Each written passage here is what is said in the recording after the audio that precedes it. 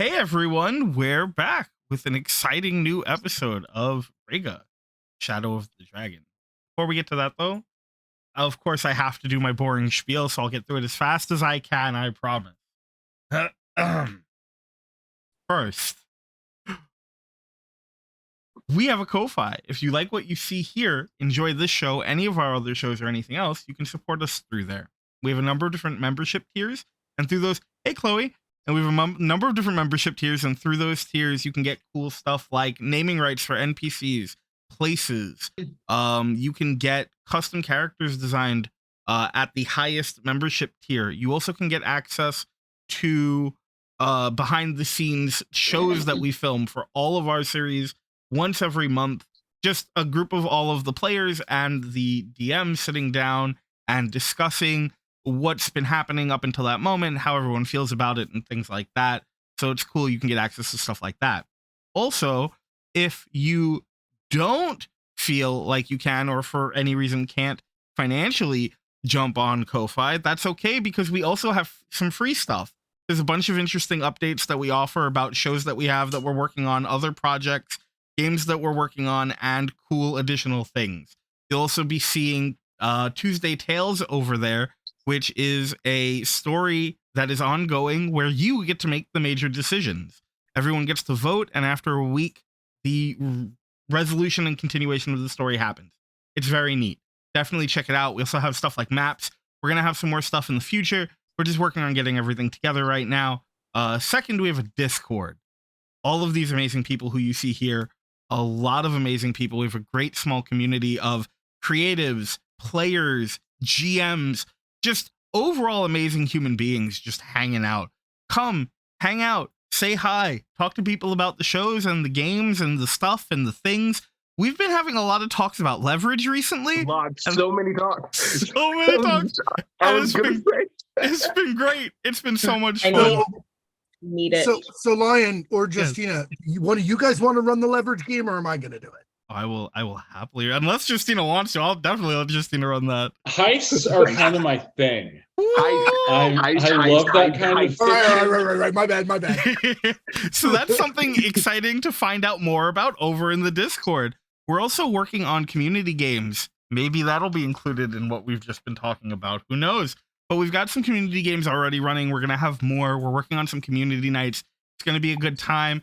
We also cast from there a lot. So if you're interested in being involved in any of our shows, that's one of the best ways to get involved. It's also the best way to stay up to date on updates, information, announcements, and other things regarding the shows that we present here, any of the charity streams that we do, or when you're going to see any of these amazing people anywhere else, because surprise, surprise, sometimes that does happen.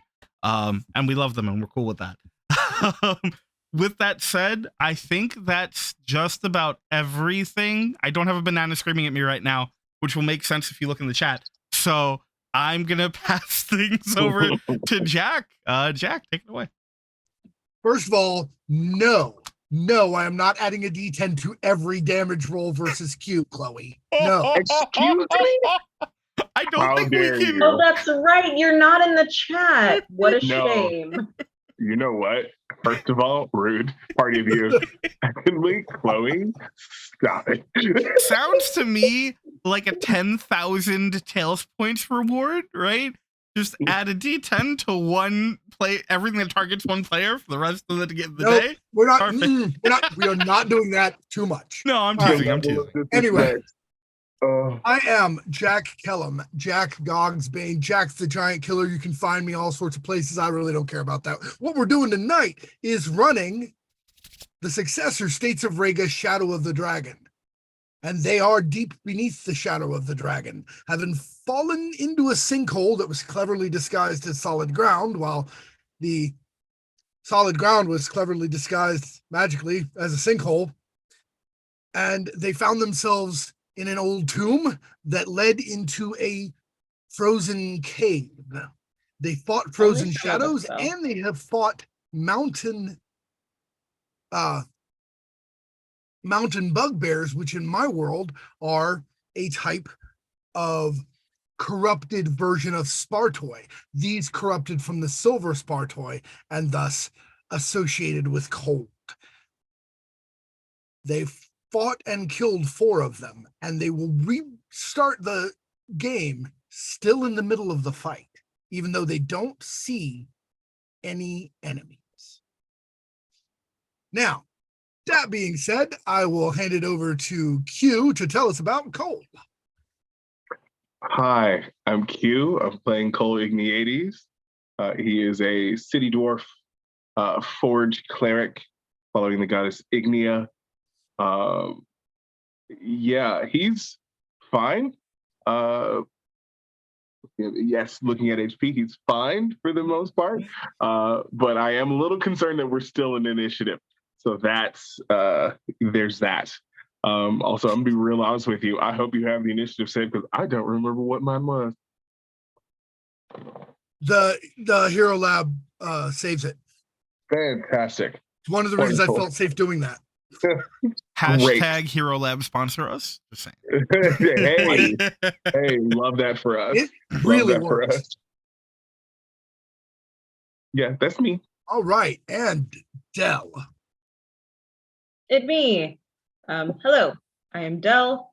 I play Luka Sobieski, our resident Paladin of Redemption, trying real hard to be a good limbo, taking care of people, running into danger, walking into danger in this particular case. Everything is perfectly fine. Perfectly fine, HP-wise. We're doing great. Here. Danger is their middle name. Luka Danger Sobieski. Rev. Hi, I'm Rev. I play Oldie, chaotic little halfling ball of fun, and everything's totally fine. I am not squishy. I am totally a tank. No, don't say these words. It's not tank true. Buddy. No. I'm your tank buddy.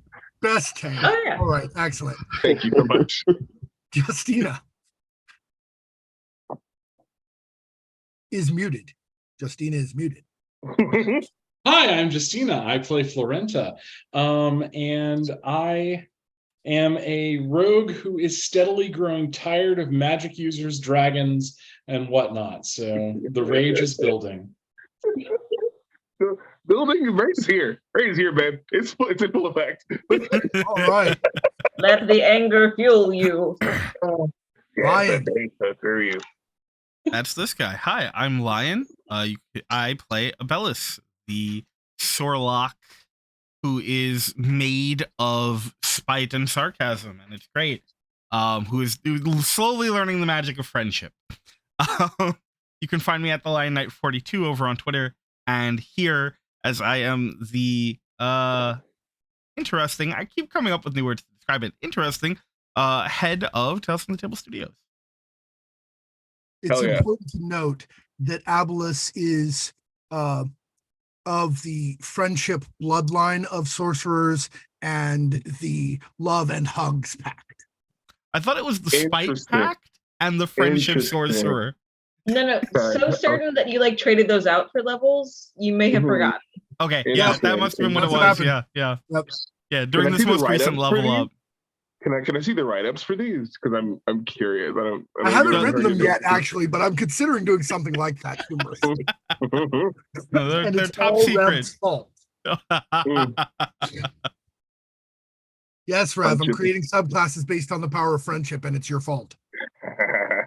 Friendship is learning everyone.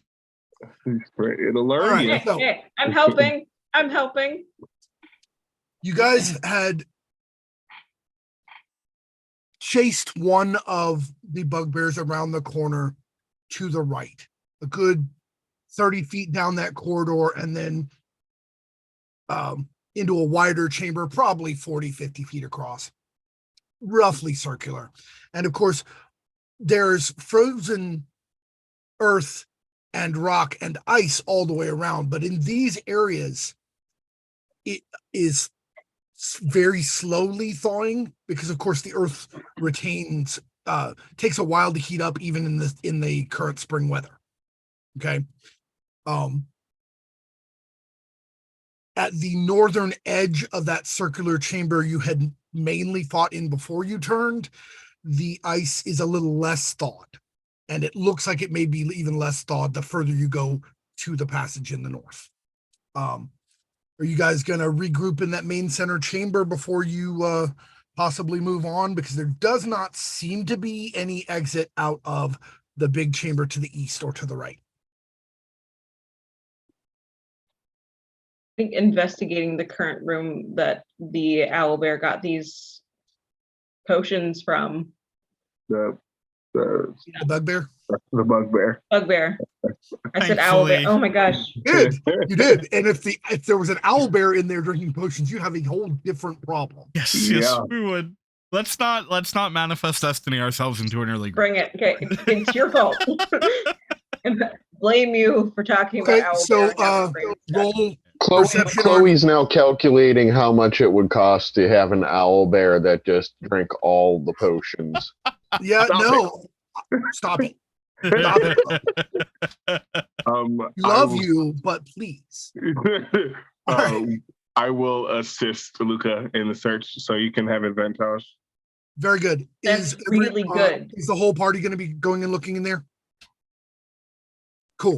Then I want the person with the highest investigation to roll and the person with the highest perception to roll, and both of you have advantage from the help. Okay, cool. It will not be me for investigation. I have a 1, but I do have a 5 for perception. But I also already have advantage for perception. Correct. You should probably roll separately for perception. I have +8 to perception. Very good. Abellus, perception or investigation? I have plus no thank you. So you can give advantage to somebody else. Got it. Yeah. Rev, bonus to perception or investigation? I've got a +6 investigation. I know perception definitely not.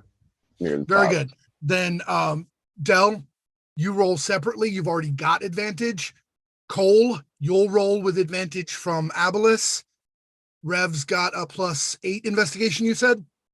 +6. +6 investigation. Justina, what does Florenta have for investigation? +5. Very good. Or, Then you'll be giving then you'll be giving Oldie advantage. So there will be 3 rolls. Okay. Del, Q, and Rev. It's a 26 for my perception. Very good. 24 investigation. Okay. Del? At 14. It was not my best roll. There doesn't seem to be a huge amount to be found in here. You do realize you find piles of bedding. Not like nasty bedding, clean, comfortable soldier type bedding on the floor.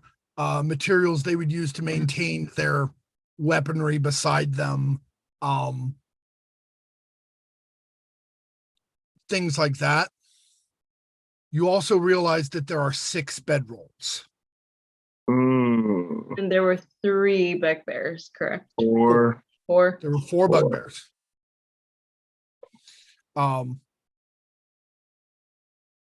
In addition, there's a smattering of various silver and copper coins in the pockets and in the bedrolls and things like that, but nothing of particular significance. Put these aside in a little pouch for Florenta. There are 2 left. At least of the soldiers. Right.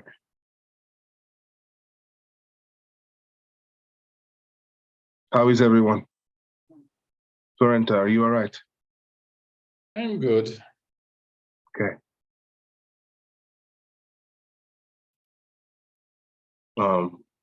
Sort of looking over the crew, does anyone seem to be still, pretty injured? Yvonne doesn't look too bad, but he does say, I am almost entirely out of magic, just so you know. Kerberos seems mostly unhurt. Okay. Abellus is a little scuffed, but not bruised. Okay. Brushing dust and shards of broken, whatever. Off.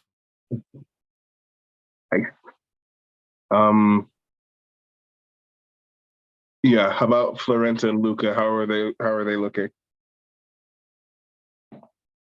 First, are you attempting to hide the status of your wounds from Kole? Okay. No. And how is Florenta looking, Justina?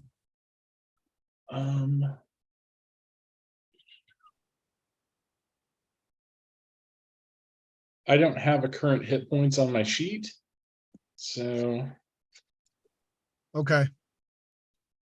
I believe I had taken 20 points of damage last time, so I'm at 18. Or yeah, something like that. Yeah. I was fairly certain I healed you. Okay, then if you know healed what? me, I healed you for the 20, so you're good. Yeah. okay, excellent. Thank you. No problem. All right, About Luka. Luka.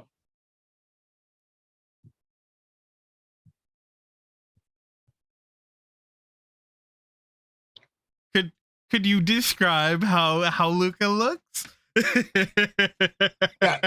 If you're not going to let him know directly, then Kole will get a medicine roll to determine how well they actually are feeling.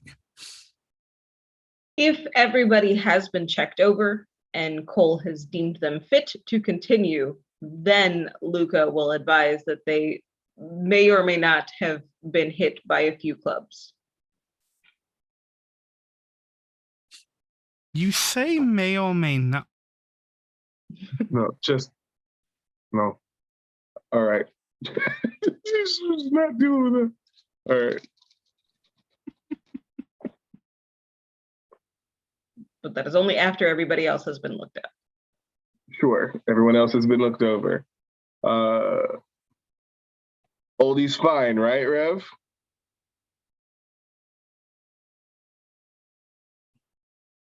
Yeah, only mildly Okay. scuffed up. Okay. Fantastic. We'll get you a light cure wounds in just a Just moment. to be clear, like actually not Oldie, just people like, oh, I'm fine. No, he's actually just very mildly scuffed up. As a reminder, Oldie, you still have 2 large birds. Because it has not even been 15 minutes yet, and those last an hour. Oh, okay. Yeah. Nice. So it's like 45, still 45, 50 minutes Correct. left. Okay. By the by, while this is happening, Good to know. Abellus is going to take some time to burn one of his warlock slots to rebuild sorcery pool. What a surprising thing for him to do. I know it's That is very not out at of all in character. Yeah, Right. It really is. sometimes Okay, you have to so- metagame. It's true. So, as you're preparing, is there anything else you want to do before you gather up and head north down the passage that by elimination has to lead to the dragon? Before we go, Abellus is going to try and find an opportunity to sort of find a private conversation opportunity with Luka. All right. How much am I getting smacked with? You're getting healed for 23. Thank you. You're welcome. Exactly what my mother-in-law calls smacking. She said, "I'm gonna give you such a smack," and then she gives you a kiss. Okay. All right, Nikissa. Should I use my lay on hands? You had already used part of it. Okay. You got hit a lot, and you had to heal yourself in the middle of the fight to keep going. Oh, then no, then I'm fine. Well, I'm me fine. So not. Okay. Should we press on now, or do you think it's best we take a breather, recoup, and then press forward. I imagine, Oldie, you would lose your birds, but we would be able to replenish ourselves at least a little bit. I could press on, but I will defer to whatever others need. It could work either direction, and the problem is we definitely cannot take rest for a long time. No, just a short. Just a Indeed. short. Here's the rest. other problem. If there are 2 more of the bugbears, where are they? And we know that they will be getting prepared. And the longer we wait, This is not, you're not wrong. It's simply a suggestion and a question I offer to the group. indeed, I merely wish to remind, in case.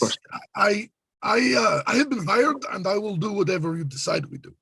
It's an important question, and unfortunately one that we have to field to the entire group because Abellus sort of pointedly looks over at Luka. Not everyone is always willing to admit when they are at less than their best. I'm perfectly at my best, and I'm more than willing to admit it so long as other people are cared for because I can care for myself. To a point. Thanks for your worry, though. We Well, should move on. It is better to finish this quickly. I can feel the love in this room. well, if we didn't have love and friendship, how would we ever beat this dragon? I mean, murder seems to Really work fine. big stick. Magic, probably. Oh, Yvonne, you have not been with us quite long enough to understand. The big stick is not our primary weapon. It is the friends we make along the way. That was Yvonne didn't say that. That was Kerberos. But I also, said that. it was Kerberos. I know we we should look move very on much, then. I know we look a lot alike with all the fur on our face, but we're not the same person. My apologies.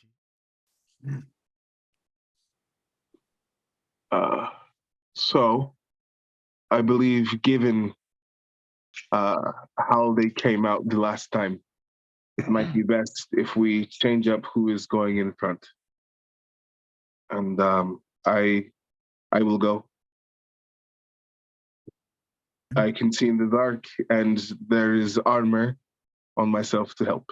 But Kole, if you go first and are unfortunately taken out of the equation, who, pray tell, would be able to keep the rest of us standing?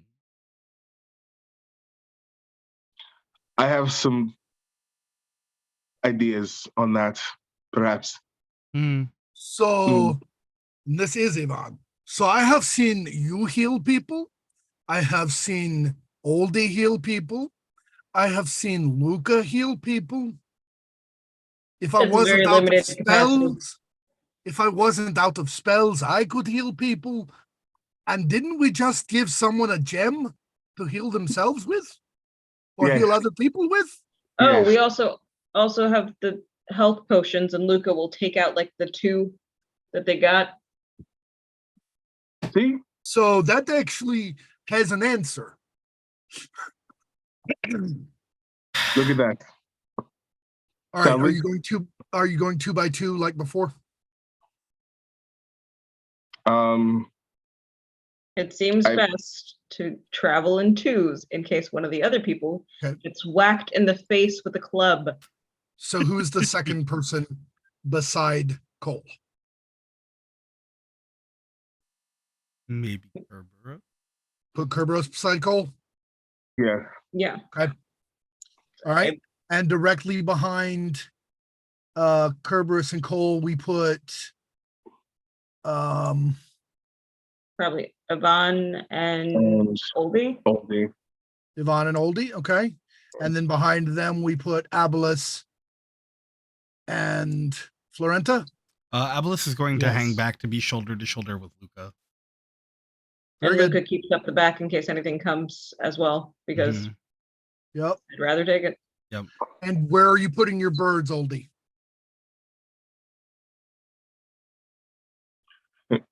Either side Uh, of Florenta. Yeah. Either side of Yeah. Florenta? Okay. Yep. Very good. All right. So basically, I'm envisioning, and I'm going to describe this as clearly as I can, although I have put it on Owlbear for people who want to see it as well. It's a mostly 2x2 column, basically, with the bird off, with an additional bird off to one side, heading north into the passageway as the passageway goes both north and slightly downward and heads into a more frozen area. Does that sound Okay. correct? Yeah. All right.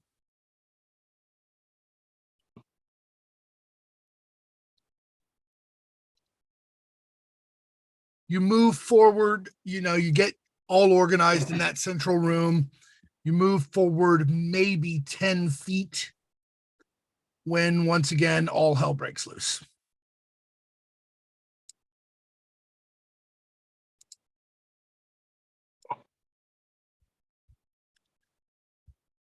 Everyone except for Luka and Abellus needs to make a dexterity save. Well, that's That does include your birds, by the way, Rev. Well, that would be a dirty 20, a slutty 20, if you will. I will. Fantastic. Awesome. 26. Very good.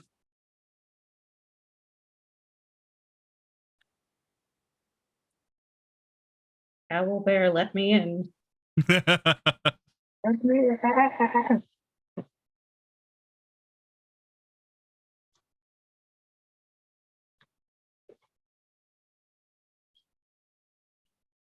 What'd you get, Rev? I got a dirty 20 and the birds got a 22. Oh, Awesome. All right. So the only person it looks like who failed was Kerberos. He doesn't seem particularly perturbed as he takes about 22 points of cold damage. All of the rest of you took 11. It is at that point that the bugbear who was blended into the wall, well, mostly bugbear, looks like a bugbear, except it also has patches of white scales and kind of a draconic frill. Oh, good. hate that. And it became visible when it stepped out and breathed at all of you. And it then runs the F away, provoking from, because it let you get right up to it when it did it. It will provoke so that it can get as many of you as possible. It will provoke attacks of opportunity from Kerberos and Kole. Fantastic.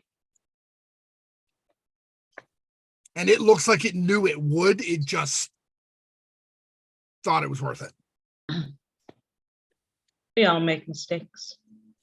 That's a 24 to hit. That will definitely hit. Fantastic. I will also note that this one is carrying a great axe rather than a morning star. That is 8 points of damage. Ooh, it's a reaction. I can't use my bonus action. Dang it. Correct. Anyway, that's 8 points of damage from my hammer. Every little bit helps. Kerberos misses, and the individual moves rapidly away.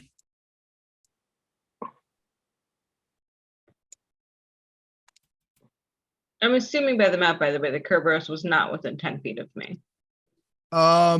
No. Well, yeah, no, he's just outside of the 10-foot range because he's at the front of the pack and you're at the back.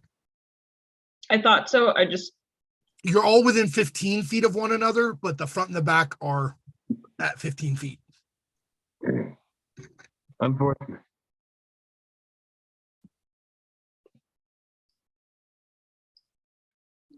All right, so that was a readied action.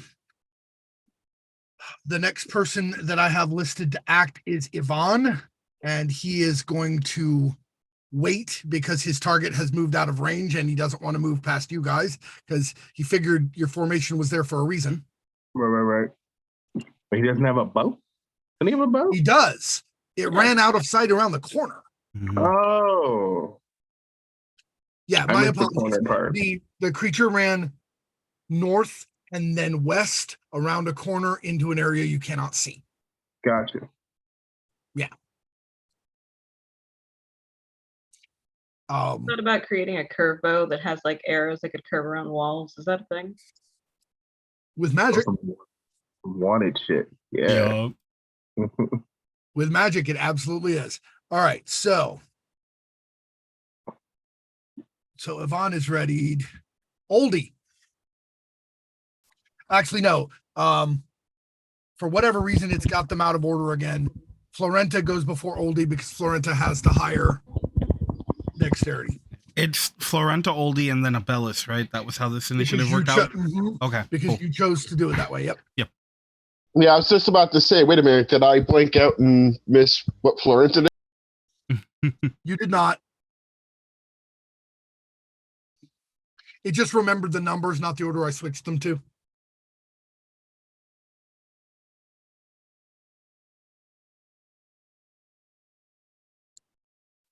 So to be clear about what you're looking at, ahead of you, it goes very slightly northwest off of north, probably 20 or 30 feet before it curves hard left, going due west.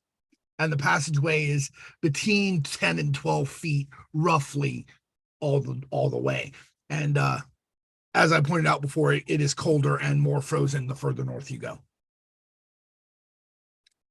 You saw that creature just before it ran around the corner.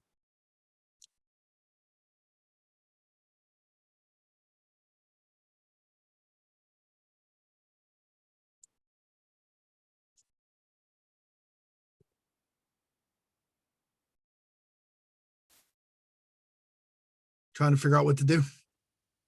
Oh no, me. I'm gonna hold my action Very good. until we come into contact with something. Okay. So moving in ranks functionally. Mm-hmm. Very good. Oldie. I am also going to hold my action, except for to have one of the birds move adjacent to me, and the other one I'll have stay adjacent to Florenta for now. Very good. And then they're going to hold their regular action as well. Very well. Abellus. All right. Now, I wasn't particularly fond of doing this, but considering we are running around, not entirely sure what's happening around us, and potentially walking face first into a dragon, perhaps I can offer some clarity. You'll have to give me a moment, but with a couple seconds of patience, I think we can get a better idea of what's going on. And Abellus is going to cup his hands and slowly begin to splay his fingers. As he does, these like glowing flower petals, like almost like cherry blossom petals, begin to slip through his fingers. Some pink, some green, some are. You will notice, anyone close enough to him will notice that some of them are like blackened and dead. Just begin sort of slipping through his fingers, and as it does, the pile in his palms begins to sort of grow until it is encompassing his entire hand, like both of his hands, the entirety of his hands. And then he sort of like thrusts it up. And as he does, it rises and it forms into this fairly large butterfly that looks very much like the Eldritch Blasts that he's done or the other smaller butterflies that he's created before, but this one is significantly larger. I am going to cast Find Familiar. Okay. Very good. So it just sort of flutters above his head. I know that it gets its own initiative. I don't know if you want me to roll that now.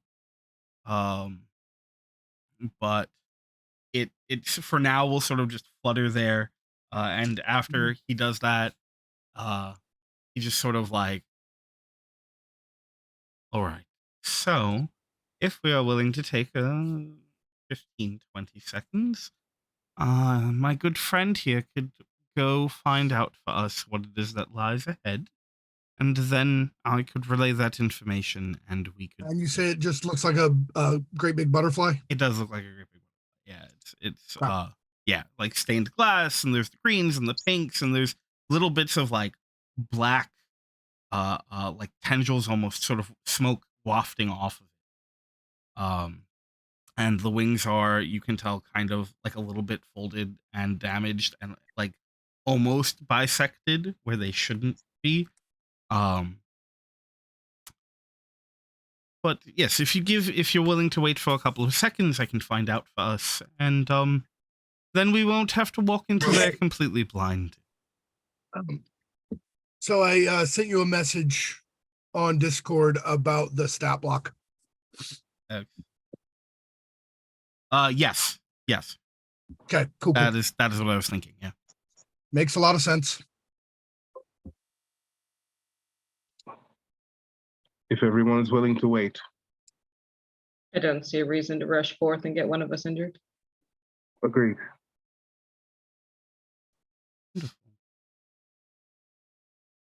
Okay. Then, Abellus, by all means. All right. So I don't know how you want to work this mechanically because I have to spend an action to be able to see through them. But also I spent my action casting them. So I don't know if we're gonna like move through a whole initiative round of waiting or what you want to like. Basically, what's happening with all of you guys holding your action is nothing else is happening that you can see until somebody moves up to see it. Sure. So we'll keep going. Okay. So do you want me to roll the initiative for the seller? Yeah. Now the next person to act will be after you cast will be Luka, but Luka has agreed to wait, correct? Yes. Okay, so that doesn't change. It's gonna be 14, by the way. And then the next one is Kerberos, who obviously waits with everyone else. And then the 14 is the butterfly. So Abellus looks up and he goes, "All right, Aviv, roll." And I would like to, since we're all waiting, would it be acceptable for me to be able to use my upcoming action to use its sight as my point of vision? Yes. Great. Then Abellus's eyes sort of roll back a bit, and there's little bits of what look like blackened sap that sort of pour, like crawl down from his eyes. As Aviv flies forward.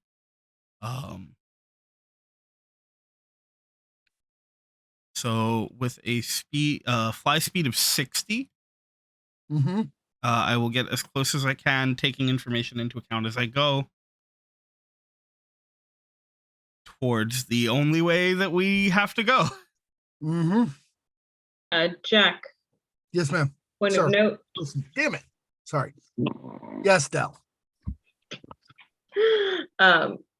Luka specifically, once they see the eyes roll back, Luka is making sure that all forms of like interposing comes from them. Like their sole focus is making sure that if anything comes after Abellus, so that ready action that I have before the butterfly goes off is I'm making sure that if anything attacks Abellus, that's where my focus is. Very good. All right, so it's got a move of 60 and it starts at your space. So, and I would like to have it as high up as I can. Absolutely. In this tunnel, yeah. No reason to put the little fella in danger. He says before sending him down a dark corridor. Can you make a stealth roll for it? Absolutely, I can. That's at +4. Wonderful. Ooh, that's pretty good. +4 from it or +4 from environmental stuff? Oh, that's it. Okay, cool. Then that's 19. Very good. Very good. Okay. So happily enough, butterflies don't make a huge amount of noise when they fly. And unless a thing is making noise, very few things look up. Most humanoids don't in their general nature. Okay. So it ends up clarifying for you that around the corner to the north and west, there's a big boulder stuck in the middle of the hallway so that one has to go to either the south or the north side of it with only 10 foot of space. There's room above it for a flying creature to get past, but somebody on the ground has to go around or scramble over it. Behind that rock, looking down the hallway patiently toward you guys, is apparently the large, not large, but bigger than human, but not quite large category, dragon scaled kobold. But, not hidden from the above perspective that the butterfly has. And around the corner to the south is another bugbear waiting with a morning star prepared. And neither of them has noticed it. Wonderful. The area around. Oh, we do? Excellent. Oh, nice. Good They'll catch. hydrate. He'll hydrate. L hydrate. Oh. The Thanks, area Maestro. around the direction around the north section of that boulder does not seem to be being watched from the perspective of the it's not bird, Butterfly. thank you. Butterfly. You're welcome. That The other flutterby. flying thing. Yes, the flutterby. The other fly? I mean, that's not entirely wrong either. And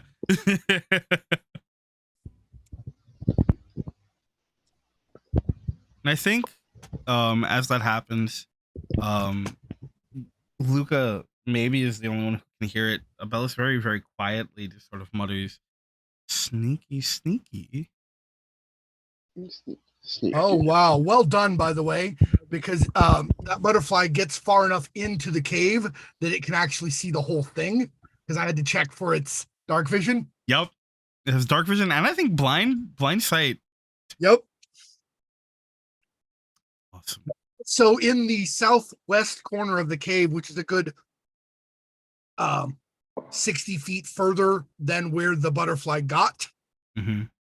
there is a large-sized white dragon, Oh. sort of crouched down, ready to get into action. Found it.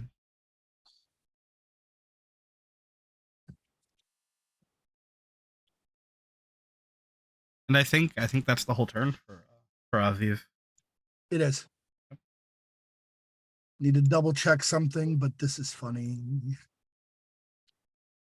Oh man, I'm gonna feel so bad if immediately first time gets noticed, gets eaten, is dead. The dragon does not seem to have noticed the big ass butterfly. Too focused on the entranceway. Yep. On the level that it knows you walkie people are. Mm-hmm. Excellent. And it's a good 20 feet, 30 feet up, because of course it's tall enough for it to get in and out. Mm-hmm. And you're looking through here, you could see that some of the tunnel that you've been walking through, once you get past that entryway where you fell in, that was just that only that was the tomb area. Maybe more tomb goes south behind a secret door or something, but the area you're in now looks newly carved by Dragon Claw. Ooh. We're gonna fight, Chloe. All right, I need to go see what Chloe's saying.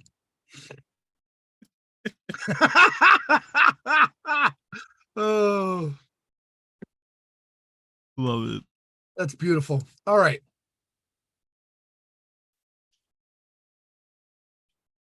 So now we have a situation where your party knows that their party thinks that you don't know that they're set up in ambush, and you know the positions of the enemy. Because I will go ahead and, since the butterfly can in fact see them, because they're not invisible, and even if they were, they'd be within range of its limited blind sense. Blind sights, yeah. So now you know actually exactly where they are, each 5 feet to the side of the southern opening beside the stone in the way. And And that the dragon is a good 70 feet past that. And Abellus is just sort of muttering this information as best he can. It's low, it's a little broken up. It's clear that his faculties are not completely of his own right now. So yeah. I am kind of whisper repeating this to the people in our little group. Okay. What is the bugbear holding? The normal bugbear is holding a morning star. Okay. So the D&D style morning star, Spiked Club. The draconic bugbear is holding a great axe.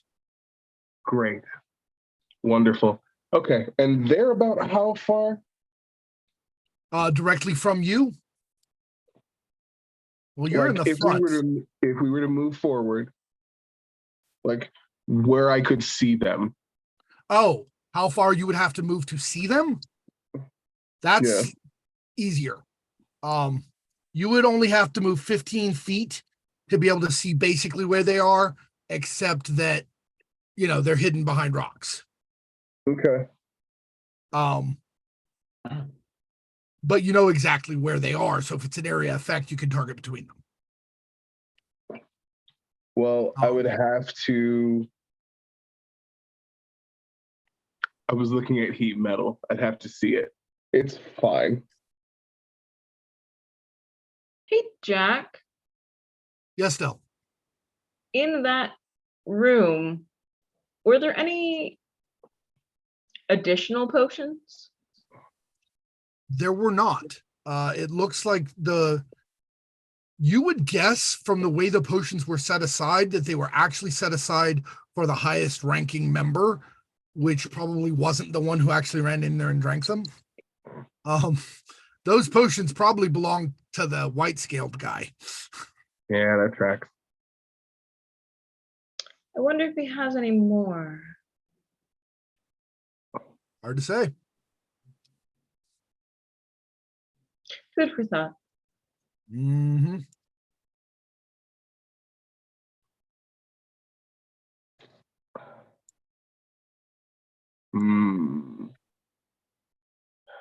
So is it an open cavern? I'm assuming where can the dragon go in, or does it come out this way? How does it get in and out? It looks like it from what you can see, what you've seen so far, and what the butterfly reports. The back end of that cavern is closed. It would have to come out past you to get out.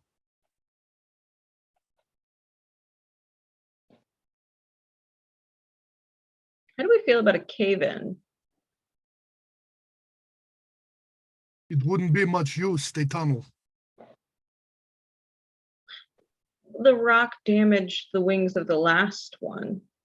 Oh, yes, dropping rocks on them is fine, if you can manage. But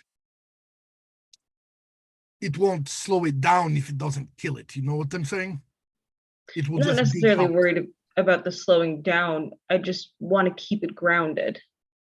But then again, because if we go down this tunnel, that breath weapon, the moment that it breathes on us, that's not going to go well. That's true.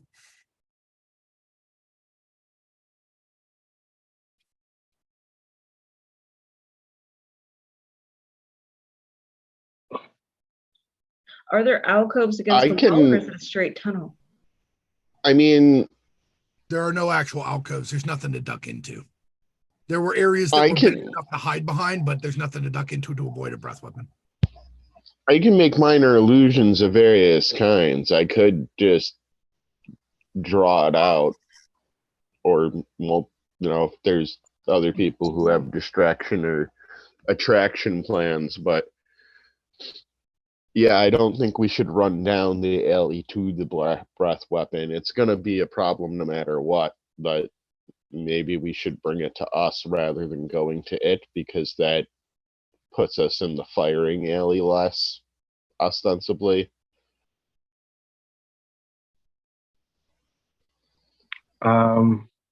If that makes sense. No, yeah. It would. It does make sense. I think perhaps distractions to draw the attention of the hobgoblins would be good, and then I can protect a person from the cold, but that's just excuse me. Florenta was trying to. Justina has. Yeah, I do have a question. Would any of our dragon knowing friends, especially Luka, know anything about whether or not dragons do they have to wait before they reuse their breath weapon, or can they just keep using it over and over? You would definitely know, Luka would definitely know that dragons in general have a short period of time before they can reuse a breath weapon.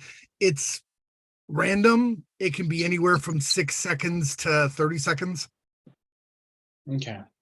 Just curious. So if we can get it to, at the very least, the illusions that you cast, can you make them look like us? Yeah. Because if we can make the illusions convincing enough to go down that alleyway unsuspecting, perhaps we could lure it into using the breath weapon and then give ourselves time to get into the alcove. But then we'll still be in the same room with it, and we'll have to spread out. Now remember, with a single minor illusion, you can create a single 5-foot square of image. So you'd basically be able to do one person's image, and it wouldn't make any noise. Right. You could do me. Justina is making a good bit of sense. Who wouldn't be making noise anyway? Yes. Yeah. I'm glad I didn't have to suggest the that. rogue. I mean, I can't say anything. I'm deaf. I'm not a part of this conversation. Yeah. So,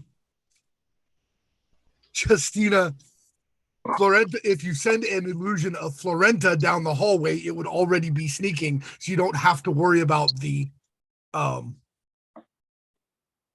sonic component.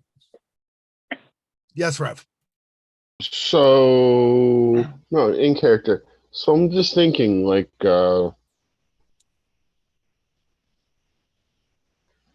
just so the silence perhaps doesn't stand out quite as much, so it's not just a purely silent image. I have a variety of options when it comes to sort of illusory effects. Prestidigitation would allow me to make some faint whispers, like people are whispering a plan, and then have the silent image of the rogue appear like they're scouting. I I'm just can trying also- to think of how to make it most robust, believable.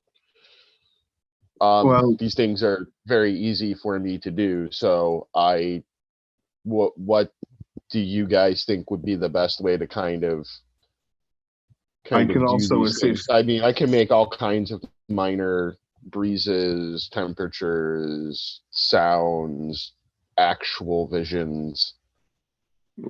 Quick question. Single sense though. Quick question. Considering Yes. the length of this discussion, would it be possible for me to call Aviv back and return my sight to and my hearing to my own Yes, person? Great. Okay. perfectly reasonable. Great. Yeah. So yeah, you will see it sort of fluttering back slowly. And then it lands on his shoulder. I'm really lend a smart, but I'm hand. not the most tactical minded, so I don't know.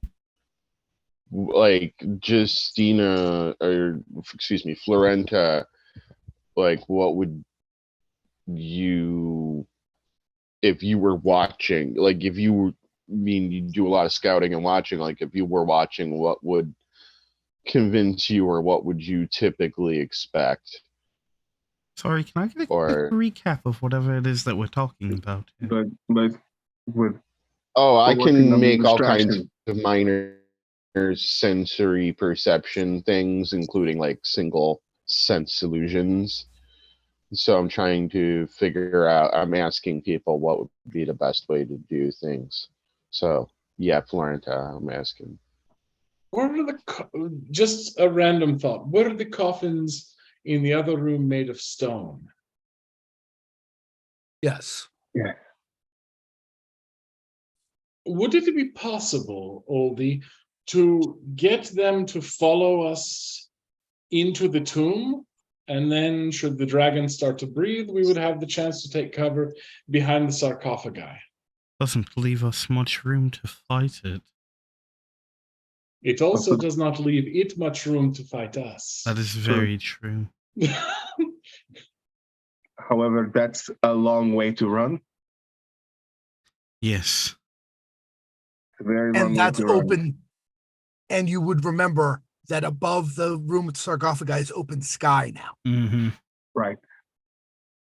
I think we can actually use the rock they put in place to our advantage.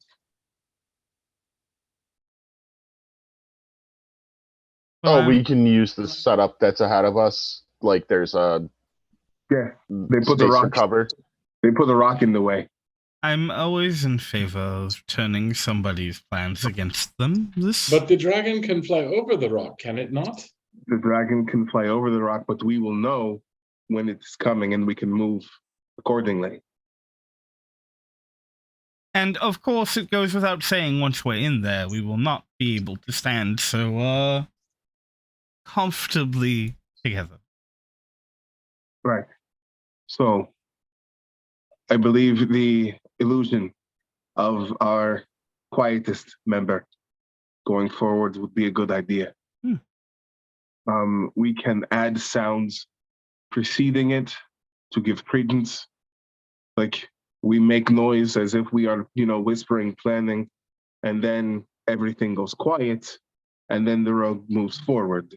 That way they think that we are, in fact, setting the plan. I did So just that is- realize that if you have both minor illusion and prestidigitation, and you can make the prestidigitation make the super minor whispering sounds, neither of those is concentration.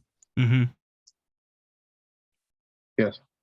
And So, and And I what- can, Minor illusion lasts a full minute, and prestidigitation lasts an hour. just Yeah, that's one of the things I was checking, is if they were concentration, because I know then they couldn't Oh. overlap. no, Right, you're good. they are not, so Yeah. you can totally do that. Yep, Ju- yep, just, you can just... just to confirm and make sure that I understand the plan moving forward, we're not going to go in offering a hug. We're here to fight this thing. yes. Because it would be quite embarrassing if we get into position and flaps out its wings and starts shrieking at us. And I was the only one going up and going, hold on, maybe we could be friends. Let's talk Abellus. about our fondest memories. Abellus. Yes. Sometimes you have to give new friends a hug with a hammer. That's not a hug. It's absolutely a hug. It's a very, very strong hug. Thank you. It's a firm hug. Have you ever heard of tough love? I will remember this. Wonderful. If I ever have to hit you with a will hammer, always be given. Remember, it's just a hug. What was that, Luka? The chance will always be given. At least from me. Even As I said in now. the tomb, I do not expect others to follow my beliefs.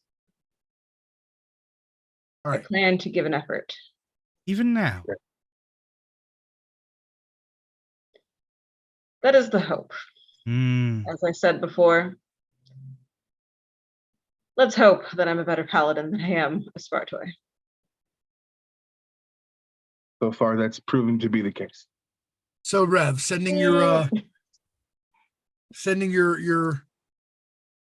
false Florenta forward. Yeah, I'll start with prestidigitation to. Oh wait, Cole. Really quick, I want to, because another part of this is going to be to make sure that we get eyes and targets on the two bugbears, so that when they reveal themselves, we can strike, because they need to go. So if any of our ranged people, can get at them, that would be great. I would also like to prep myself when Oldie casts prestidigitation and minor illusion. Abellus would also like to cast prestidigitation to add a humanoid scent to the illusion. Nice. Okay. And I'm going to need arcana checks from you guys to kind of meld your different to coordinate illusions together. Yeah. Cool. Should I add religion? Because I'm going to add thaumaturgy, because that just bolsters it. Yeah, no, that's brilliant. That's a 27 for me. That's a 21 for me. That is a 21 from me. Awesome. That Nice. is perfectly. Wow. Okay, so this single sense illusion is now perfectly fine. 3 senses: olfactory, auditory, and visual, moving down that corridor. And you wanted to be able to get a view of them when they jump out, right? Yeah. Well, you do have one way to do that. Mm-hmm. If you think about it. Other than, I mean, you can have your guys move up to the crook in the passageway to where they could see that direction, for one thing. Right.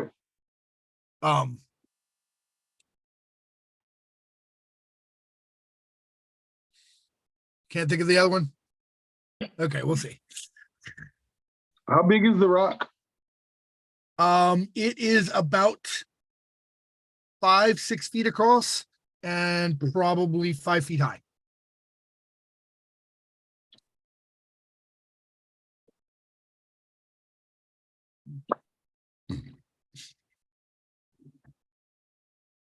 Sneaky, So- get up top on the rock, go pew pew.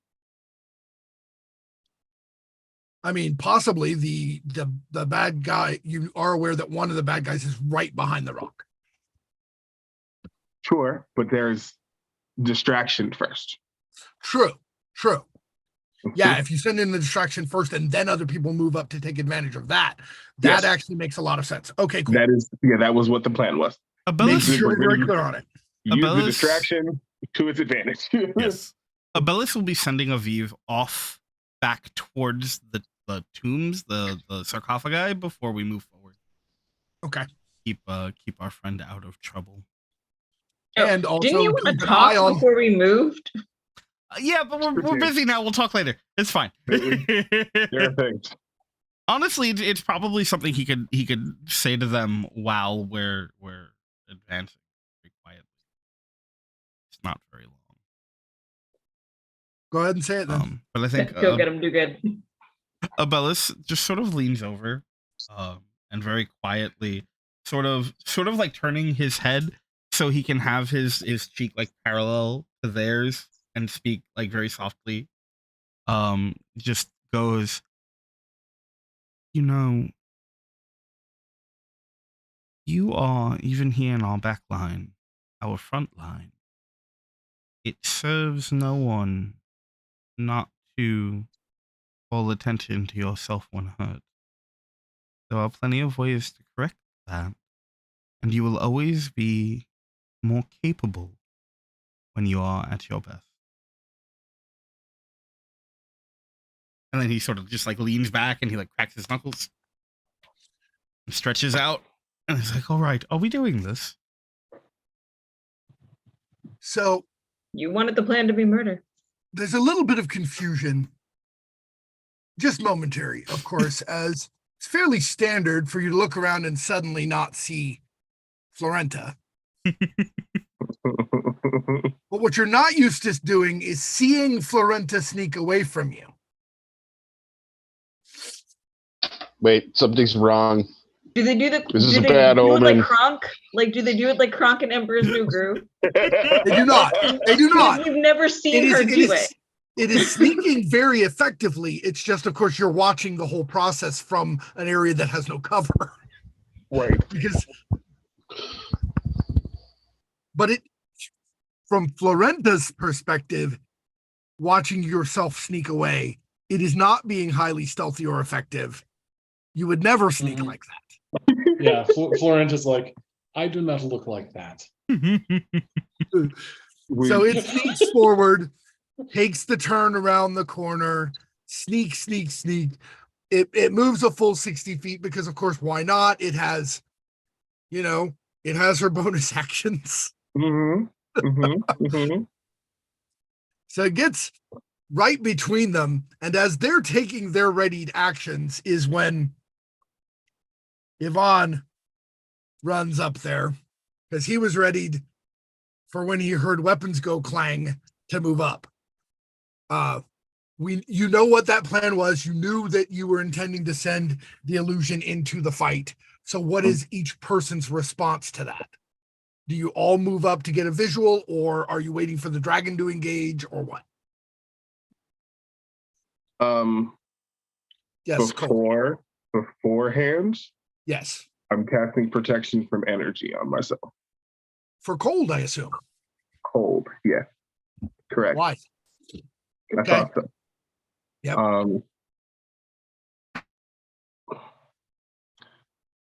I think like the sneaky people can get up on the rock, do the pew pew, and then like duck back down. That would be great. Okay. Justina, are you willing to do that? Is Florenta going to try to sneak up to the rock and get up on top of it?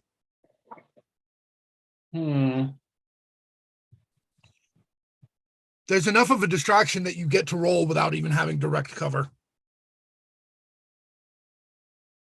I'll give it a try. All righty. Ooh, that is a nat 20. Let's go. Sounds like you managed it then. Just did a 30, so. Yeah, you're on top of the rock and nobody knows you're there. All right, what else prep and are you immediately moving up, Kole, once, or are you going to wait until they engage? I want to move forward. I need to get at least within distance, so I only need one move to get up there. Still staying, in the way of the rock. So all right, you only need to move about 15 feet for that. Perfect. Because you're actually only about 40 feet from them. Okay, cool. And that's just because you have to go around a curve. If you could go directly, it'd be 30 feet, but you can't because there's a stone wall. Right. Yeah. Cool. All right, so basically you're moving 15 feet up to be just behind and to the right or to the left of Yvonne as he's facing west and you are now facing west. Yep. So we're gonna Kerberos will move up beside you. Oldie, where are you and the birds moving before this kicks off?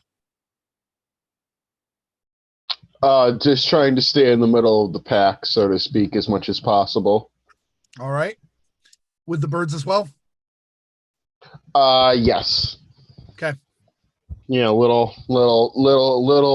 Little buffer so I can be the squishy filling in the sandwich. Sounds perfectly reasonable. And then, given how full the passageway is by that point, Luka and Abellus just have to bring up the rear. All right, so the bugbear and the draconic bugbear's ready actions go off, and they both sneak attack and strike the illusion really hard.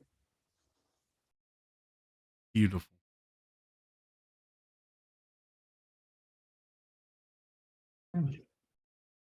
Ooh, they're trying. But now they've And that interacted is- with it. Right. Yeah, it's pretty obvious, but suckers. Ooh. Surprise, Any motherfucker. physical interaction with the image reveals it to be an illusion. So bang, bang. But they've just lost their ready to action, so there's that. Yeah, we saved ourselves getting a surprise ouchies. You absolutely did. And the dragon did not have a ready to action, so it is Yvonne's turn. Shoot him. And you had already determined what you wanted Yvonne to do, so we will do that thing. Thank you. He does not have a line of sight. No, he does, because they had to step out to attack. Cool. He has a line of sight on both of them, so he's going to shoot the one with scales. Bet. If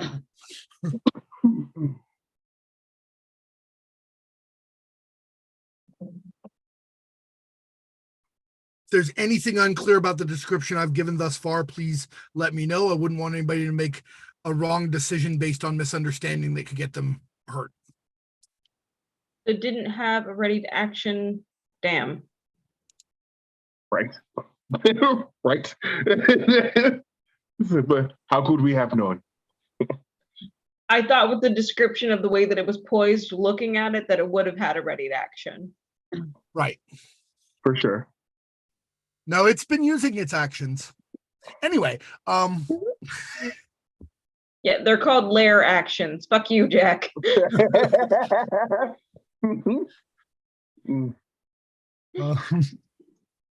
Anywho, yeah, so he sticks 2 arrows in it with his oversized bow, which does 2d6 per arrow. Hell yeah.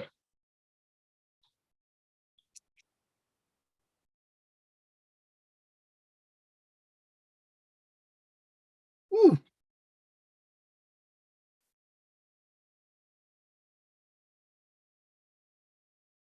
All right, so that's 27 points of damage from those 2 arrows. Ooh. Shit, yeah. And the scaled draconic bugbear kind of half growls, half screams. It really sounds kind of disgusting. Lovely. Thanks, I hate it. Perfect. But it does not seem to be bloodied. Florenta, you are in a perfect position to put arrows in either of those creatures if you like. And I will. And it's a sneak attack, obviously. Right. All right. Okay, so that is a 19 plus Ooh, so close. 7. So close to greatness. The 19 plus So- 7 will certainly hit, yes. All right. Ooh. So that's 12 damage on the bow itself. And then an additional 12 from the sneak attack. All right, so that's another 24 damage, I'm assuming, to the scaled bugbear. Yes. Yes. All right. It now has 3 arrows sticking out of it. And boy, is it it is unpleased by all of that. Please. Sure. Yeah, sure. It does seem to be bloodied now. Good. Okay. The plan was shoot, duck down. Because, staying up there is not a great idea. Not the best. Mm-mm. Well, luckily, she can at this point use a bonus action to hide again. Yeah, do it. Okay, wow, that's a 27. Arrows? Our What little- arrows? Must have been the wind. Right. Here we are in Skyrim. Our little shadow.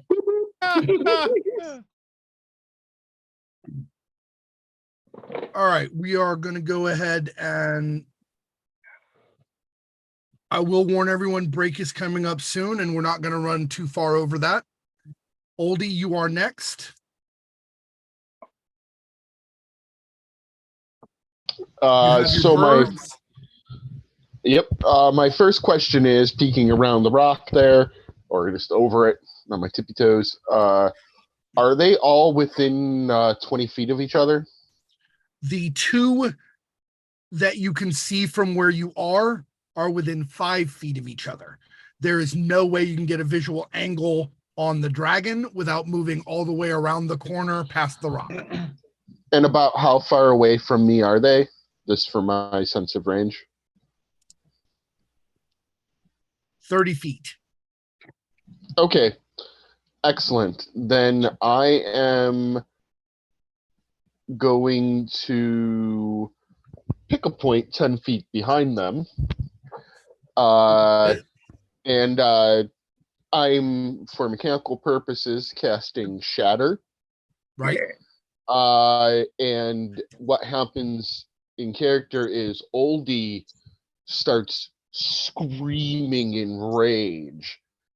But as he does so, it's like multiple Oldies are screaming, like a chorus of screams that echoes off the walls of the cavern Beautiful. until they resonate off each other and make an explosion of vibrating sound behind our enemies there. All right, what's his name? And so, oh, come on. My save DC is 17. And is that Con or Dex? And that is a Constitution saving throw, thunder damage. Half as much on a save. And objects also take the same amount of damage. What's your damage total? All right, little wall there. Get him. Let's see, that's 7 plus 6 is 13 plus 8 is 21. Oh So my goodness. The previously unharmed bugbear is now bloodied. Yes. The other, the scaled bugbear is looking very much the worse for wear, with blood running from its nose and ears, and it's shaking its head a little at the ringing. And the trap that was set up at the north side of at the northwest edge of the rock explodes as the vibrations shake it apart. It looks like it was going to be a snare and yank people up into the air and hold them there. And yeah, but it has fragile frozen wooden bits. Not anymore. That's sad. Sad for you. Nice. Womp. And Hey, at least they did think about the northern part of the rock. They sure did. mhm. No. Knew that was a trap from the get. Yeah, no. I'm having a good day for smart spell use.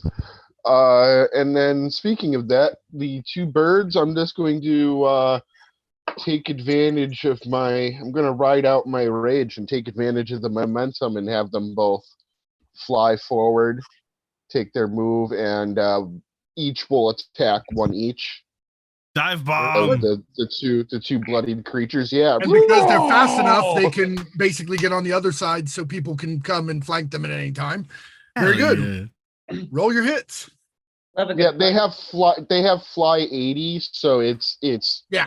they They can Yeah, go yeah. over and around. easily, They're fine. they can God easily planet. make the extra arc distance. God. All right. So we'll do the more badly injured fella first, or hopefully. We'll see. And that's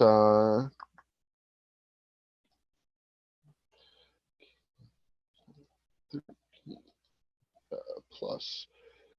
So that is a 13 and an 18 to hit on the first enemy, who The is 18 hits.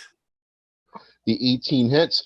So it snaps with its beak and misses, but it drives them into its talons, and it slashes and claws viciously with its talons for Go for the eyes, boo. 4, 2, 6 plus 3 is 9 slashing damage. It slashes up the scaled bugbear's face, but it is somehow still standing. This is a tough some gum. Oh. Held together with duct tape and bubble gum, and then the So that you're second. aware, I want to clarify something. Justina, Mhm. Florenta is close enough to see basically what was going on. There is an aura, a slight frigid aura surrounding that bugbear that seems to have slightly bolstered both it and its companion. Mm-hmm. We have little bumps like that.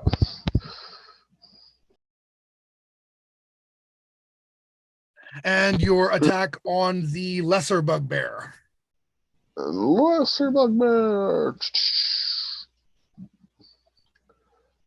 All right, that's 23 on the first one and 17 on the second one. Both of those hit. Ooh. So it clamps down with its beak, snapping viciously for 7 piercing damage. Nice. And then as it's biting down with its beak, it does the bunny kick with its vicious talons, and that is a 10 slashing.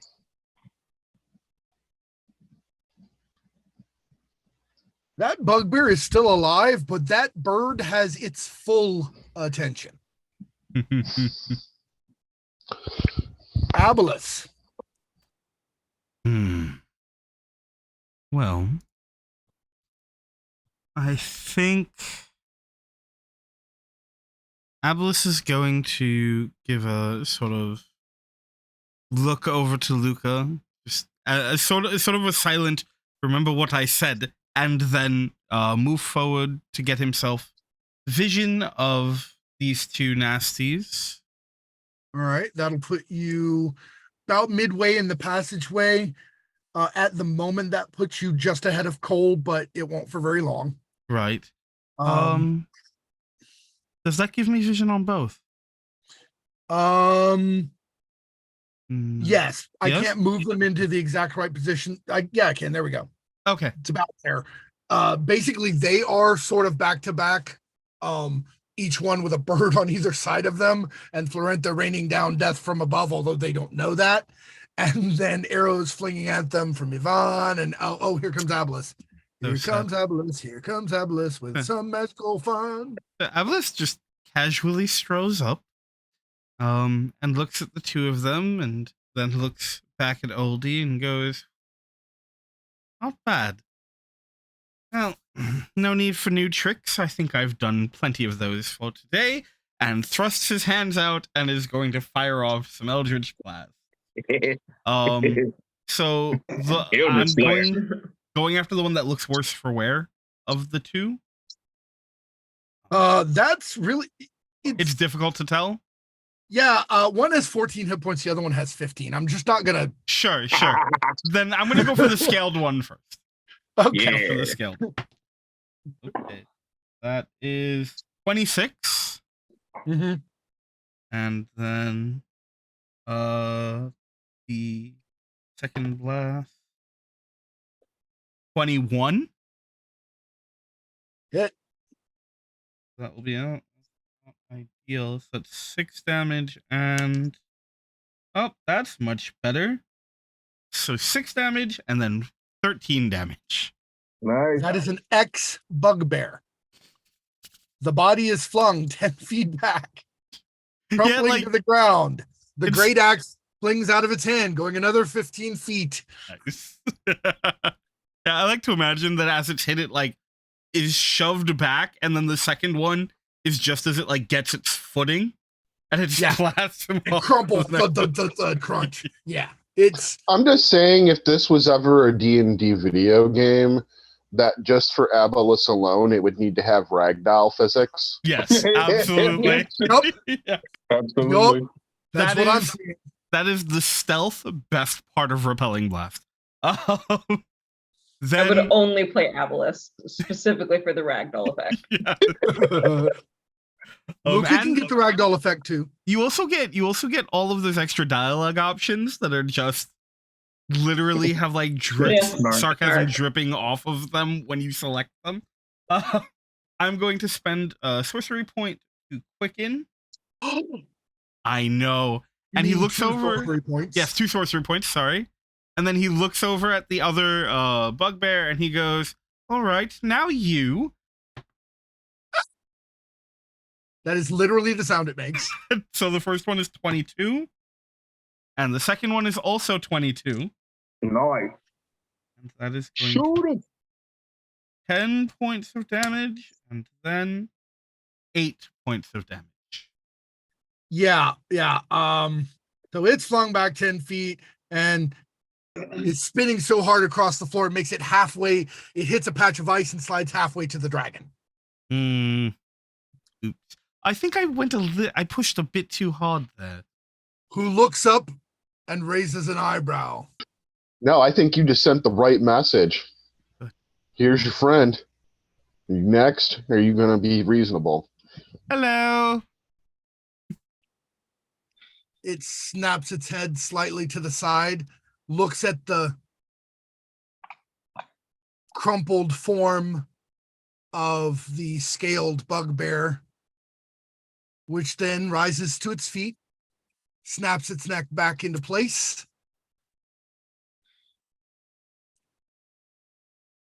Del, Luka can feel there's something very wrong about that.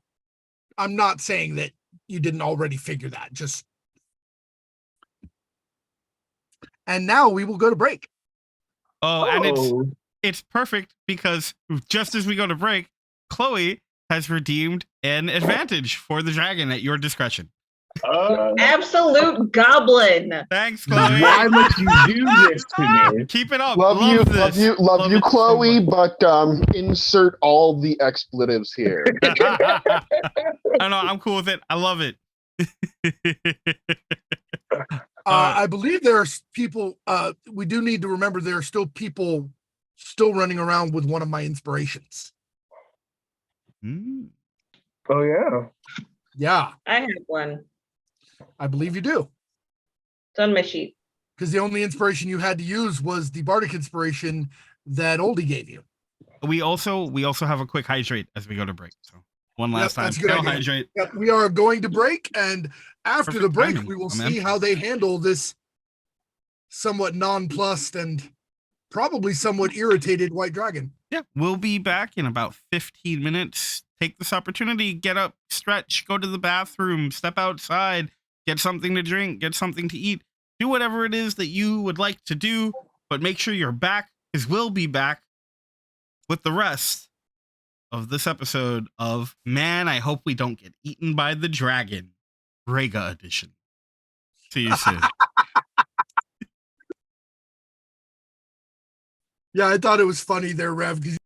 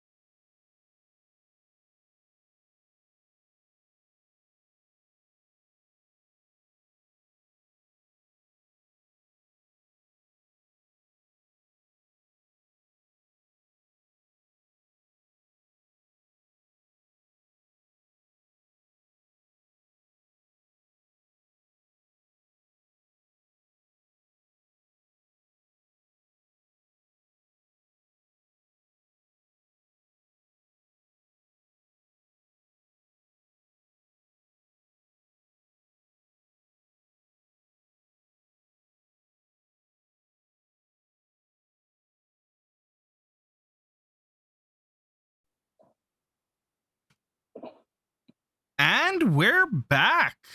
Thank you for hanging out during the break. I hope you've had your bathroom break, gotten your water, stretched out, done what you need to do. But we're here, and hopefully so are you. Yes, we're gonna get that updated. Thank you, Chloe. We're gonna have that updated by next week. But for now, I'm gonna throw things back to Jack so we can get back to it.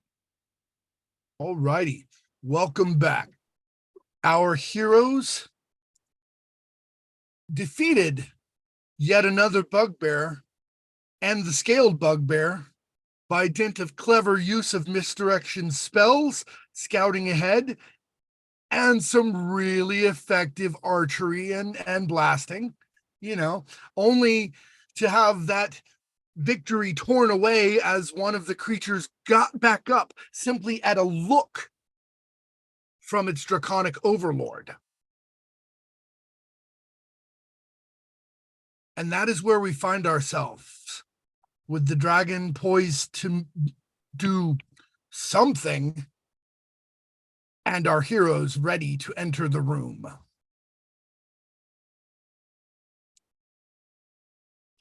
He's not that big. Hang on. Thank you for the clarification. That's not what I want to do. God He bless him. rises and then grows. No, that was what those potions were for that he didn't get to drink. Oh, good. That's why I want them. Uh-huh. Oh my goodness. Giant Luka, let's go.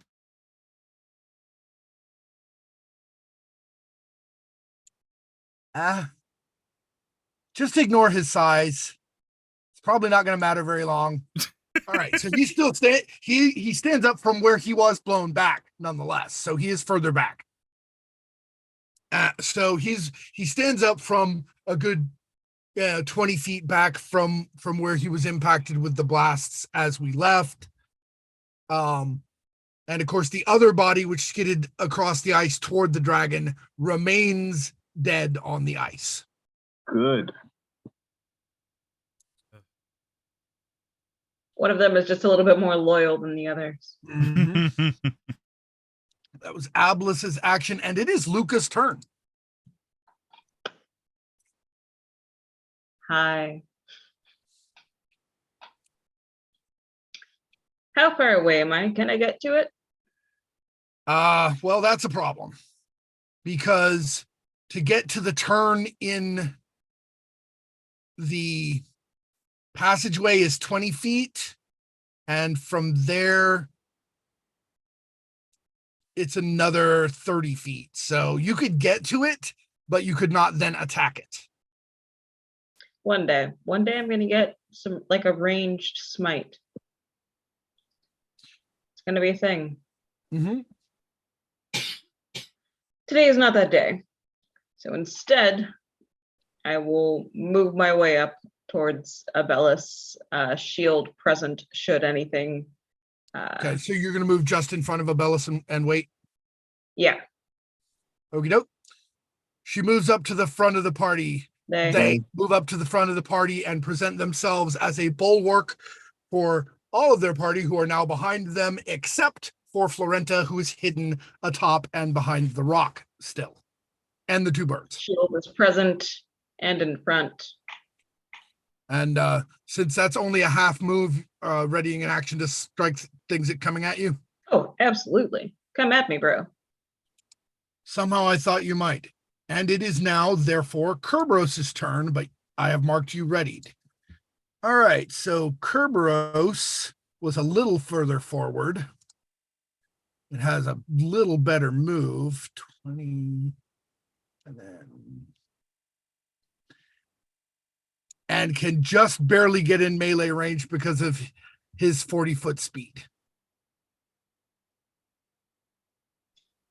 So he rushes up. He's a little closer. He's got a 5-foot reach. Go, Spot, go. And he Do is it. raging and recklessly attacking. Like you do.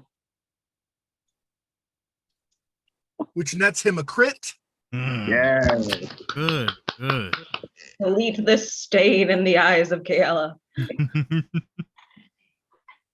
Be gone. Oof. I just rolled 2 10s. Well, Sheesh. And one of the problems with getting knocked down and then getting back up again is that the other creature lost its rage and thus is no longer taking half slashing. Nice. good. Oh no. So that 26 points of damage slams through the 21 temporary hit points and his 1 actual hit point, Yes. removing him once again from this plane of existence. Beautiful. Let's go. He is an X creature.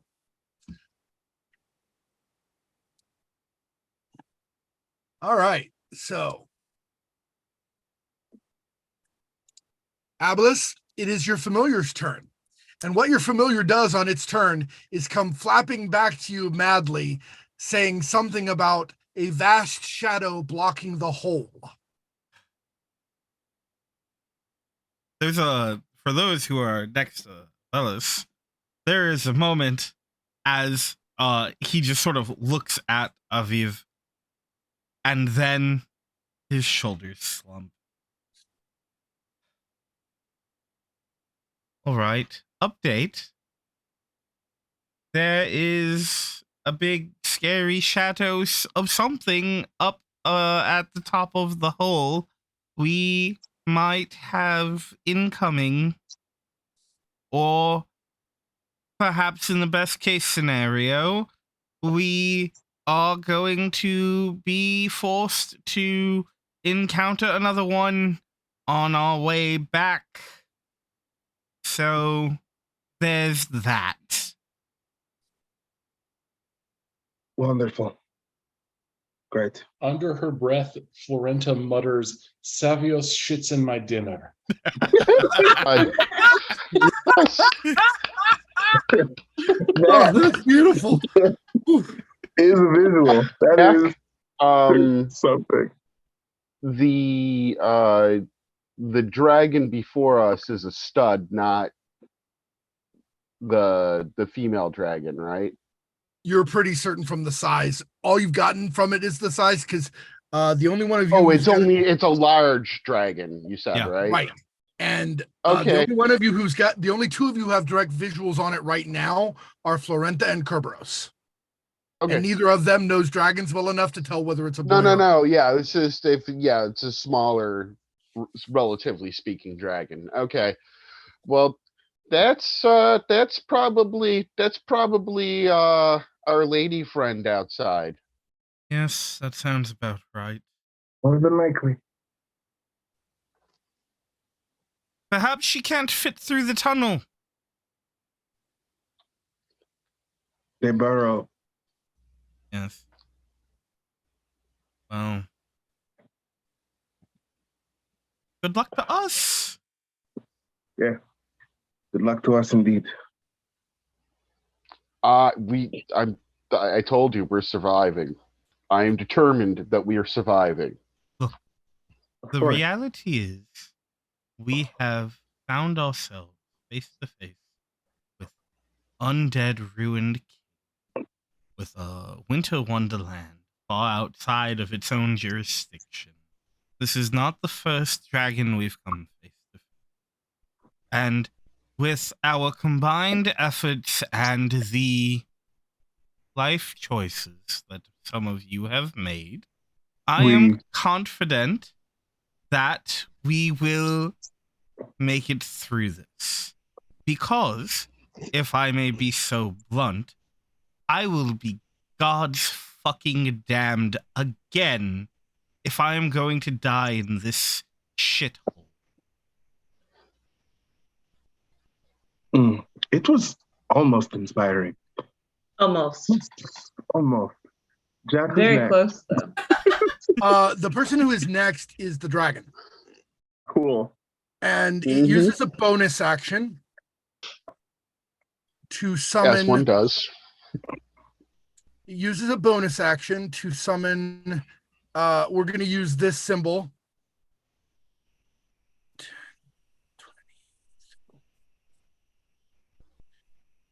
to summon a floating spear that looks like it has been fashioned out of a snake,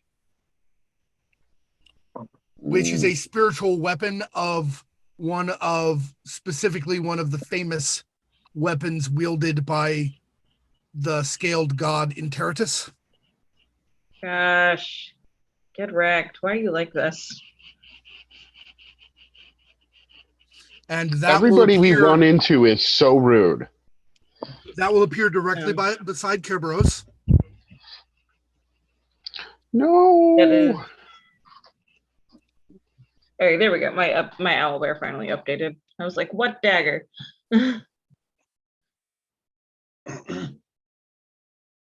Oh, just real quick in the chat, Miss Moon has redeemed 2 inspirations for the wonderful Coldie.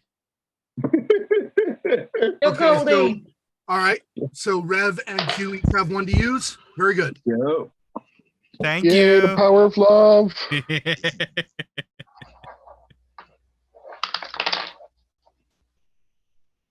I'm gonna figure out Twitch eventually. I don't think anyone ever really does.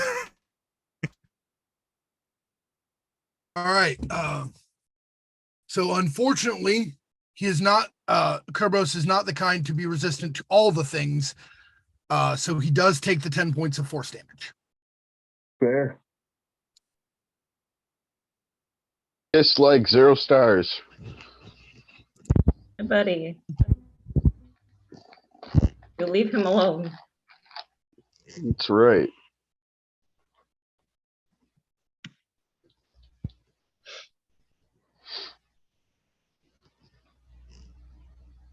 This means that he's only at like 72 out of 96.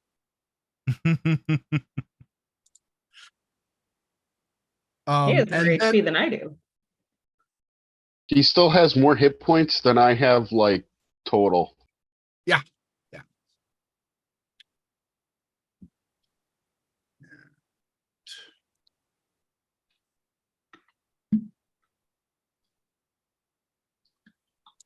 We see how dumb this dragon is.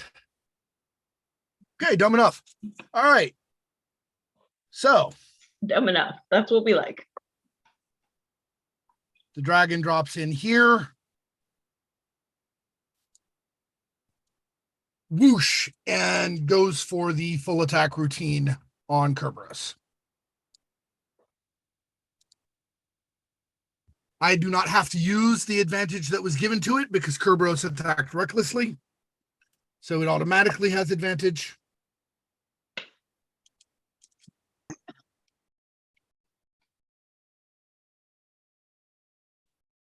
No. It'll be fine.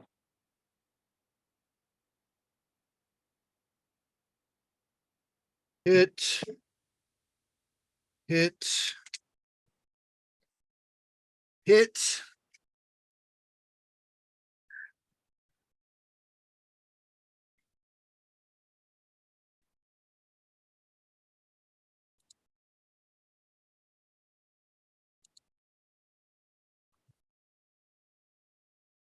He takes a total of 44 more points of damage as it claw bites him. Does it For get the half? first time, Kerberos is bloodied. Does it get halved because he's raging? Thank you. All but the 4 does. Yeah. Nice. Because it is piercing and slashing, and he is raging. Yeah. Well done. He is still just barely bloodied. He is at 48 out of 96. Sure. Gotta save my buddy. Even if Good it's call. just for technicalities. It's a good one.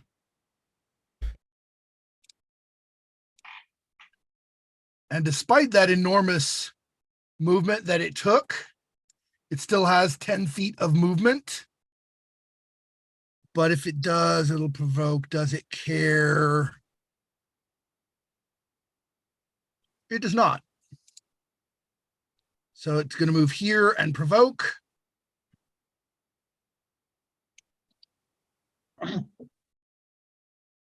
And with advantage, Kerberos hits it again. Does 13 more damage. Or rather, hits it. It's the first time it has been hit, I believe. Yes. Mm-hmm. So no real visual appreciable effect on it.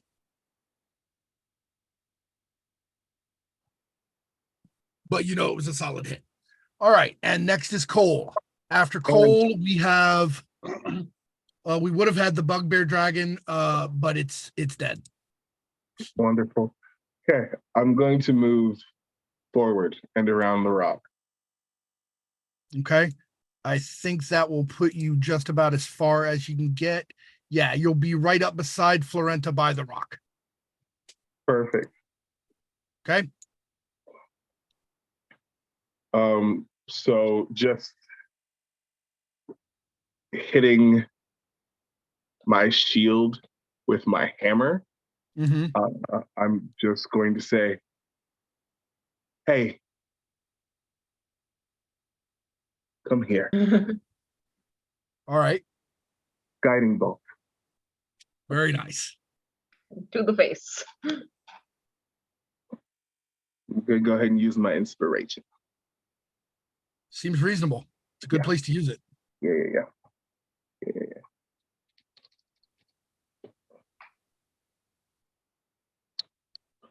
Good thing I did.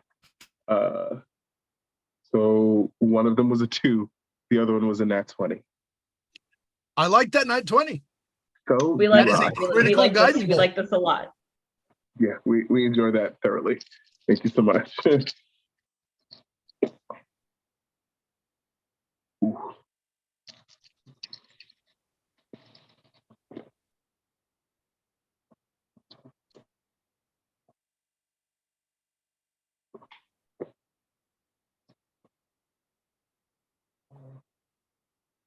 That'll be 30 points of radiant damage. Very nice. All right.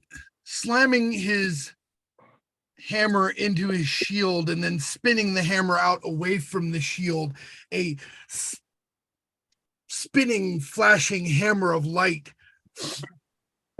spins out sideways from Kole, the way Mjolnir sometimes flies, Mhm.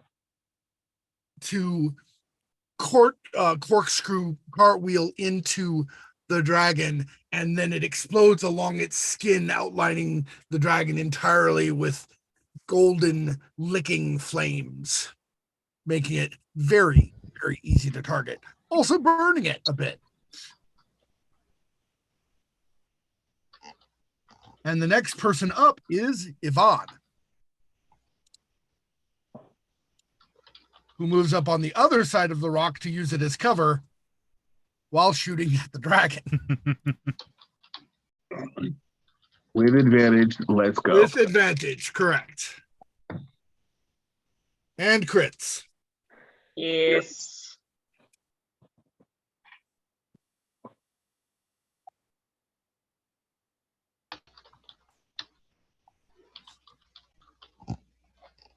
So that's 22 more points of damage as he sinks an arrow deep into one wing joint. The other arrow nonetheless misses. Unfortunate.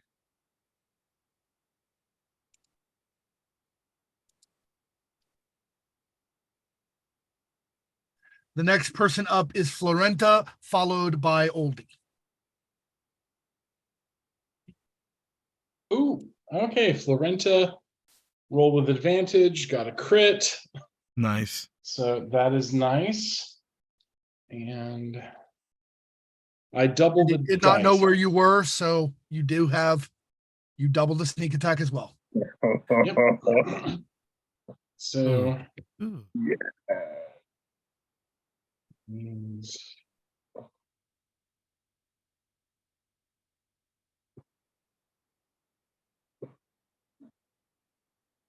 let's get that up here. Go. Okay, that is 36 plus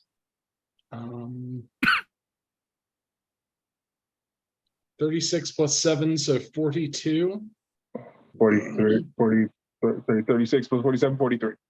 43, thank you. The dragon is now bloodied. Cool. Good. I'm These going to roll arrows- to hide again. Yeah. Yes, please. Do that. That's a good plan. Oldie, you're up. Abellus is next. That was a 29, by the way. Yep. I'm not even going to bother to roll. It can't be you. So I just had one question because my system mastery of 5e is not as strong as some other versions of D&D. Yep. If I cast a spell in a higher level slot, does that increase the spell DC? It does Or not does increase the spell DC. All of your DCs are It the does same. not. Nope. This DC is always the same. That's Yeah, why. yeah. Okay. Nope. I just wanted to make sure that I'm staying on track with that. That's what I thought. All right, but I still my first action is going to be Oldie is going to whisper what sounds like words at first, but as it gets louder and louder, it is clear it is just gibberish of You're echoing. moving to get line of sight first. Yes. Yeah, from the side It's of only the about 10 feet. sidestepping to the rock. Yeah, to this sidestepping outside the rock, essentially. Yes. Basically. Yep. Sorry, Cool. I thought I said that and omitted it. It's fine. Yeah, so you move, you get line of sight. You got some friends in the way, but the dragon's pretty easy to get a look at. Yeah, and so that I'm spending a third level slot for Dissonant Whispers. Nice. All right, save type And DC. it is a wisdom saving throw of 17.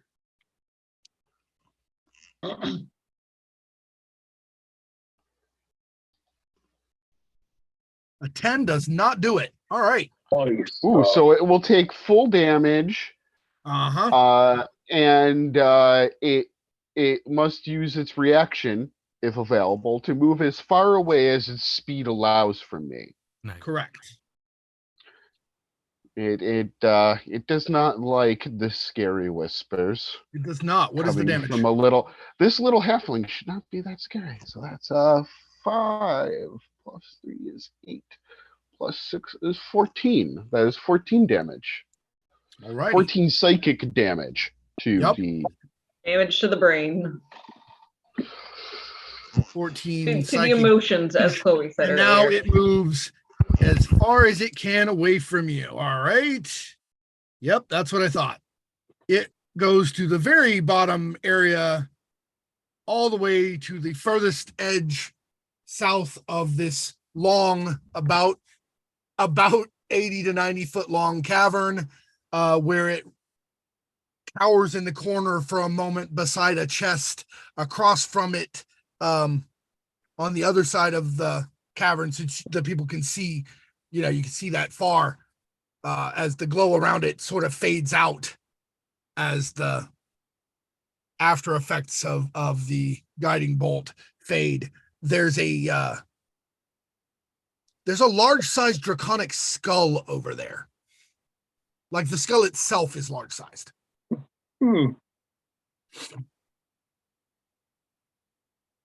And there's a chest. Yeah, that's a thing.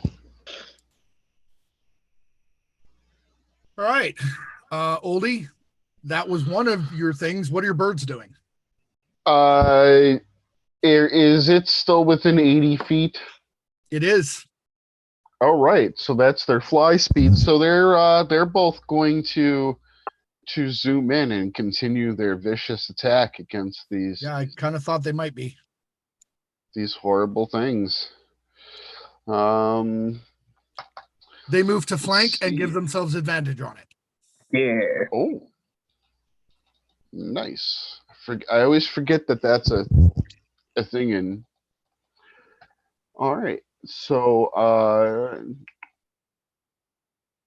the first one's attacks hit 16 and 15. They do not hit. Okay. And so it tries viciously clawing and snapping, but does not make contact. Oh, it makes contact. It just doesn't get through right. through that hard, scaly outer exterior. Darn dragon hides. The second one is the first attack is a 23. That hits. And the second attack is a 19. Both of those hit. Ooh. With the distraction of the first one, the second one bites down with its beak viciously for 4 piercing damage. Mm-hmm.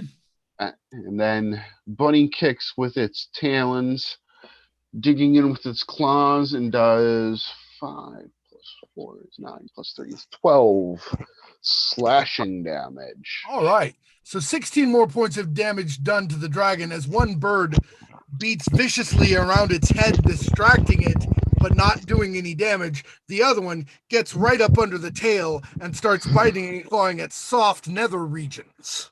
Oh. Oof. And reports back to you, Oldie, that it is in fact a boy. Huh? It's a guy. It's a guy, everybody. Good to know. Abellus. Abellus looks at Oldie and then at Luka and goes, well, considering things now, are we still going to try and parlay, or are we just putting this down?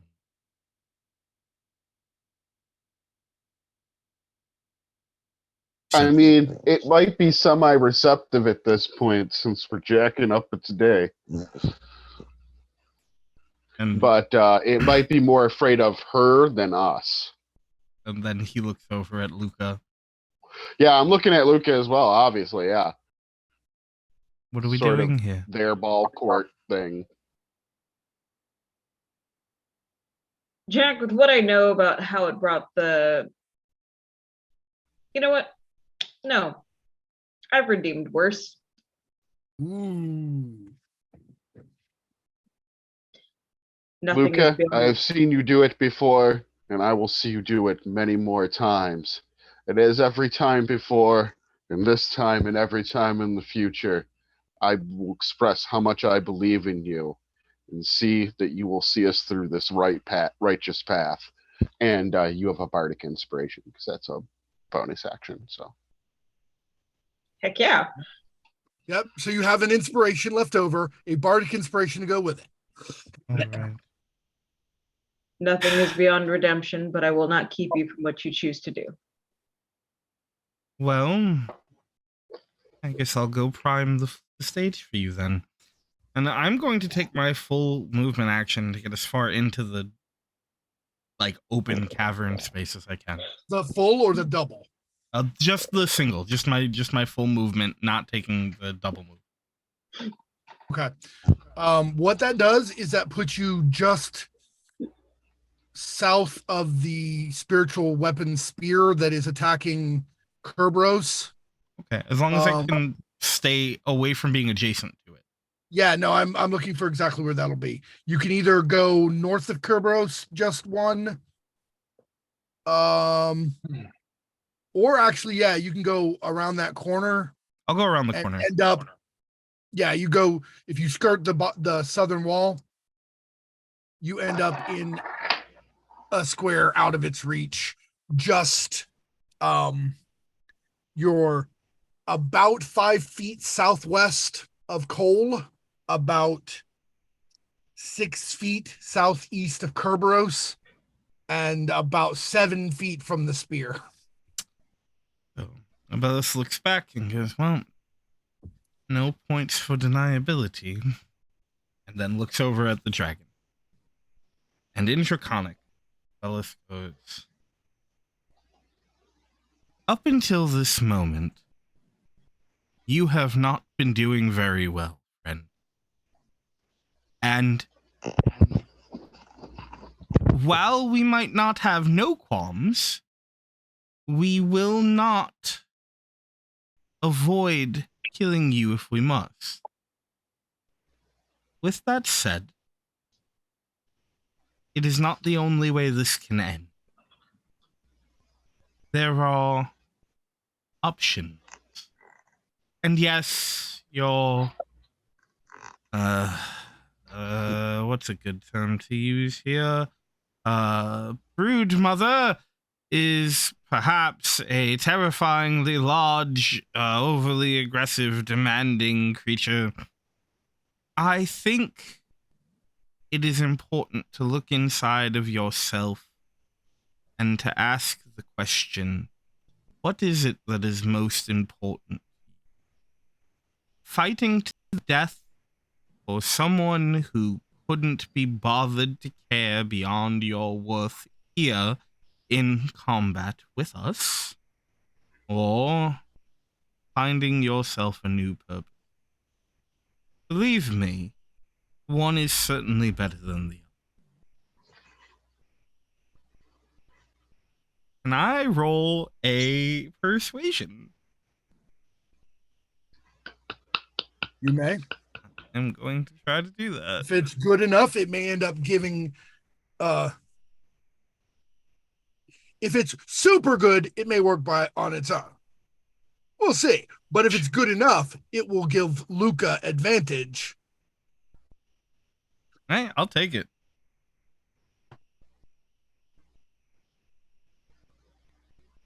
That is a 20 on the die for a grand total of 25. Let's go. All right. A 25 is fantastic, but it does not beat the DC necessary to break the conversion. Sure. It does, however, certainly, especially when combined with the fear it's still undergoing from Dissonant Whispers, and what is happening to it is unprecedented in its existence because it's getting pecked by celestial birds, haunted by a little angel dude, whatever. And yeah, it has no idea what's going on right now. Sure. But it does respond. So you will have advantage, Luka, on your action. Lion, it does respond to you, but I don't think any of you know what it's saying except Kerberos. Okay. Because it's speaking Abyssal. Oh. But Kerberos will translate for you, quite helpfully. In a moment. I'll do it in his voice. But what you hear at first is at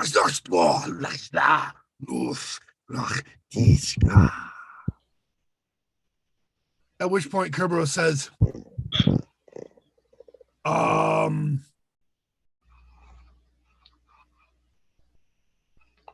he's saying to go fuck your spring mother up your ass with your own head. Well, Luka, I have primed the dragon for you. Good luck. And Abellus Buttered him up. Teach Abellus to try and be friendly. No. No, Oldie and Luka are having a positive influence on you. It's good. All right, Luka. That was not good. The roll was great. That was not good. No. He doesn't do this. He doesn't know how to do that. Do better. Fuck yourself. No, that's not what he said.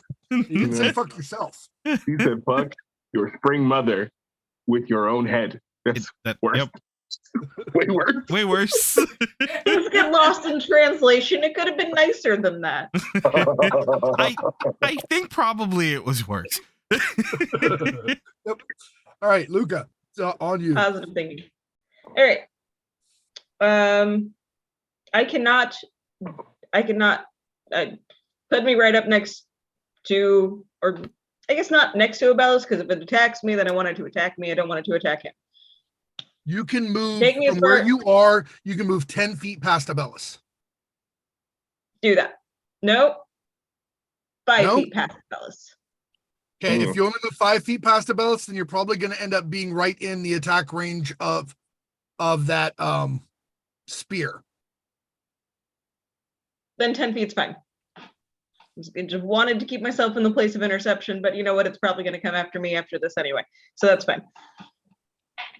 I mean, unless it works. Look, after that response, my hope is... First of all, you're rolling with advantage. So you get to roll twice. Yes. If after that, neither of those rolls is as good as you like, you can roll inspiration. Basically, you're rolling 3 dice and taking the best of the 3. It is one of the only times... I can use lucky. Correct. Yes. So functionally, you have 4 tries at this. And then on top of that, you get to add 1d8. Correct. Because of the bardic inspiration. Which is a little bit insane, but let's see if it's insane enough. Let's find out. Okay. So roll your first 2 dice. Okay. Okay. Because I know what I'm going to say. We'll just see if it matters. Yeah. Correct. All right. First 2. Also, because we're going to go ahead and do my Emissary of Peace. Of course. Because I haven't attacked yet. Correct. So we're going to go ahead and give me that +5. Start me. Do I have to use persuasion or can I use intimidation? You cannot use intimidation for Emissary of Peace. Can intimidate someone into being peaceful? No, you can intimidate someone into being temporarily harmless. They are not the same thing. Fine. Persuasion then. Oh, what a paladin. All right. So you are a better paladin here. You haven't heard what I'm about to say. So let's hold that. Okay. Can't I just growl at it? I mean, you could. It wouldn't do anything.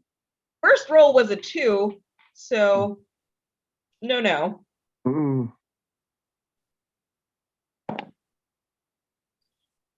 I'm going to use that inspiration. Oh dear. What was the second That was one? a 7.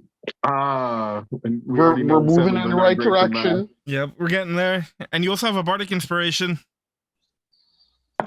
Yeah, but still, she has to choose which die before she even gets to that point. Yeah. Okay.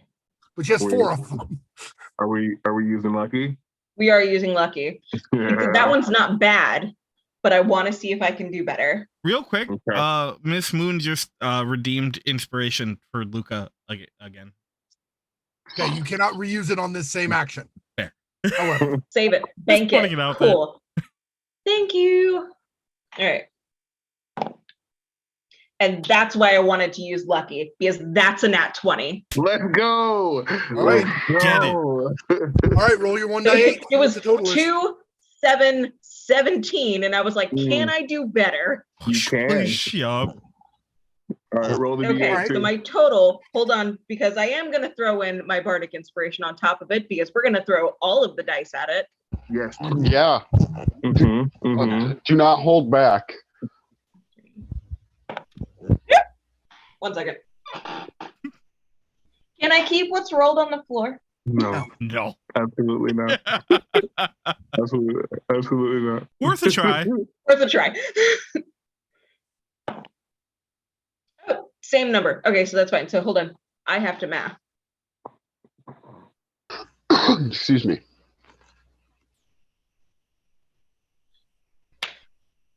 That is a 41. That's what I thought it was based on the last time. Yeah. Okay. Can I give my speech? You go right ahead. Okay, cool. Okay, cool.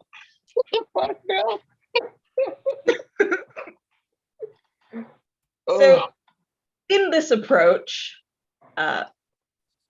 Luka's shield arm is down by their side. Not even worried. Sword is in their hand. They're just kind of looking at it as they're walking up. we're going to go back to that lightning crackling around the throat as we're speaking Draconic. Mm-hmm. Let's hope you're smart enough to understand. This blade, and they'll hold it up, was redeemed from your Brood Brothers' lair. I used it.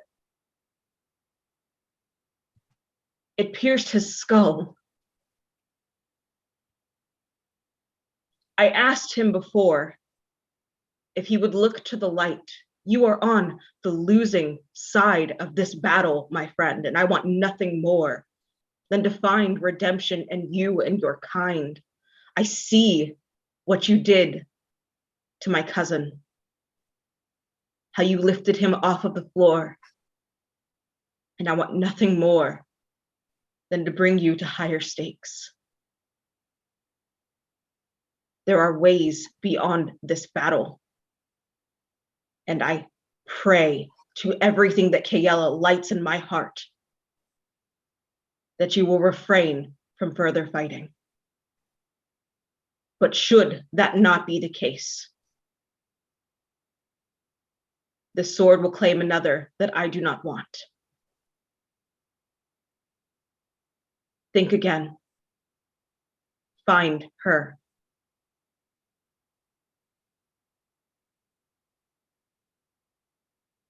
The dragon throws back its head and roars. The two celestial eagles move away from it.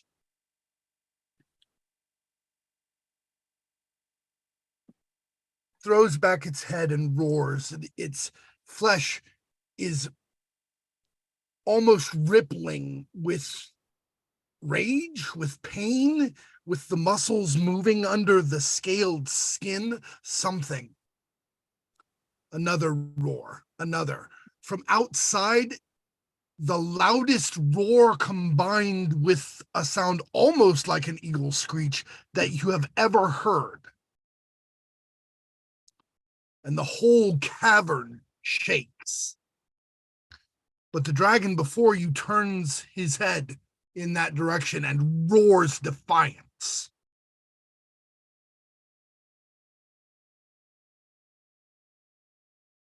And the large skull on the floor near him shatters.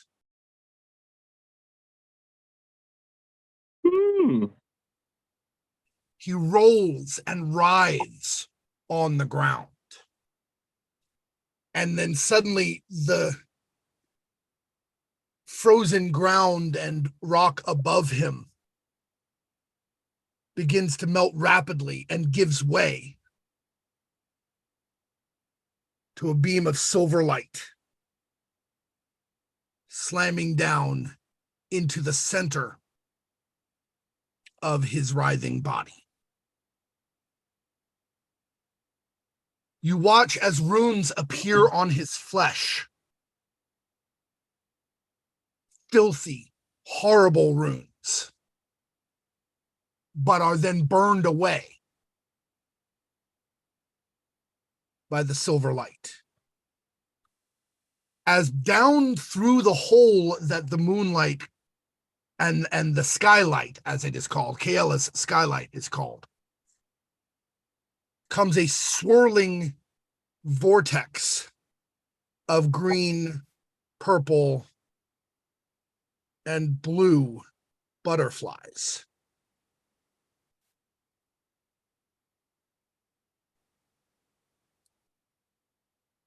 Each one of their wings glowing in that same silvery light, and swirls around him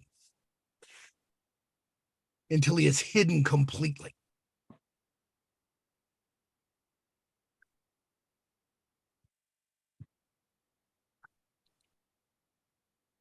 It is just a few minutes. You hear the beat of mighty wings outside, and another scream echoing in the distance as she leaves.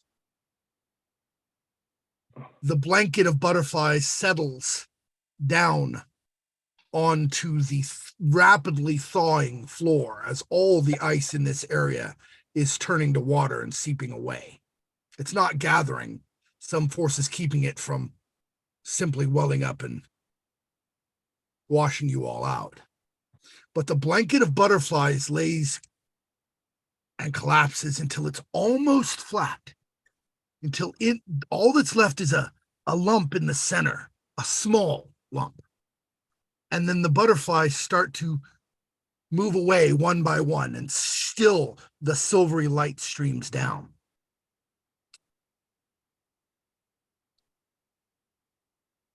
And there, curled up on the ground, is a very confused looking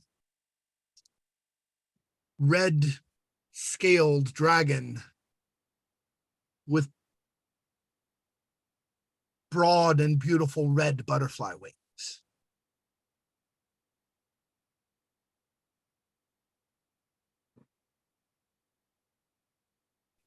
That's a fairy dragon of the youngest kind. And it looks very confused to be that small and be a fairy dragon. Mm-hmm. I would be too.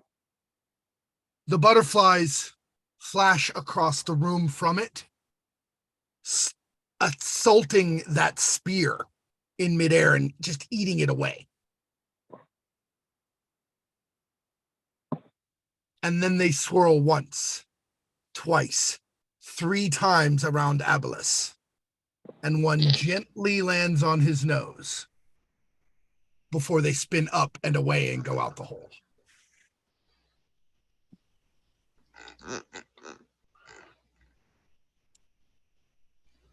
And the light stops. And in a light piping voice, the dragon says, "What just happened?"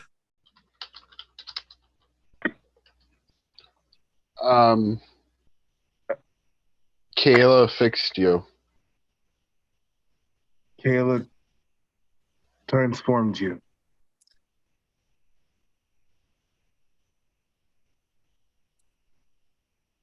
Oh. Yeah,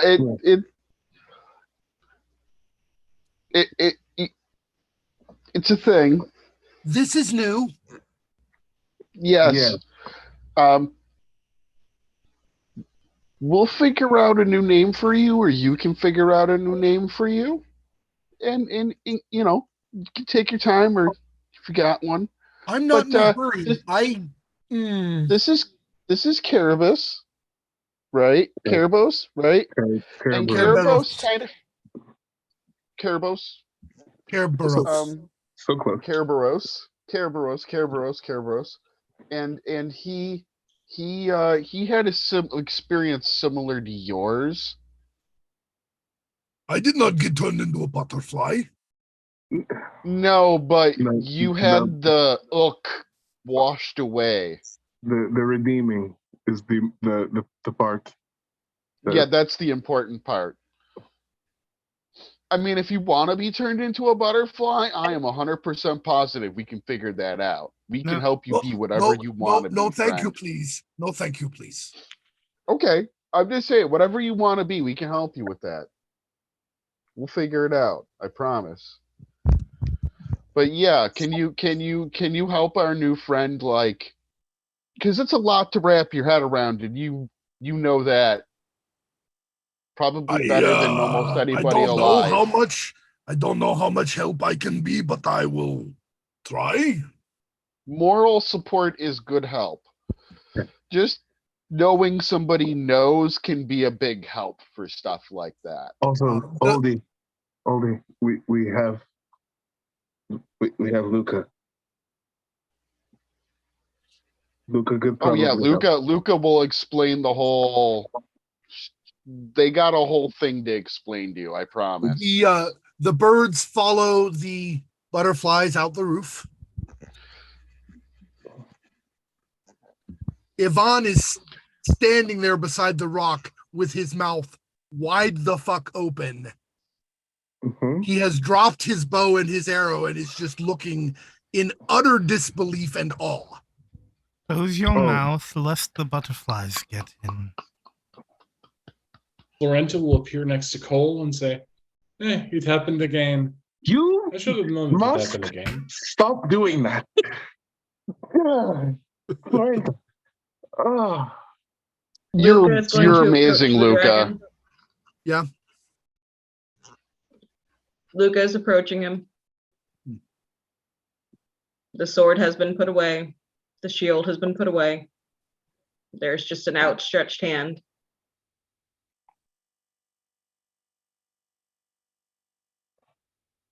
Reaches his nose up, sniffs at your hand.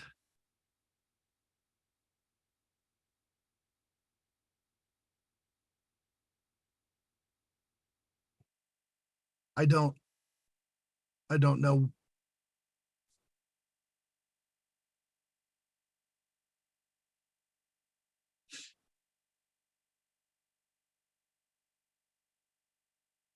I don't know anything.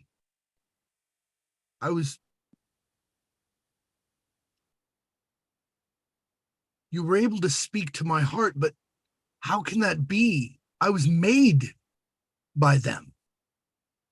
All that was in me was them. There should not have been anything to redeem.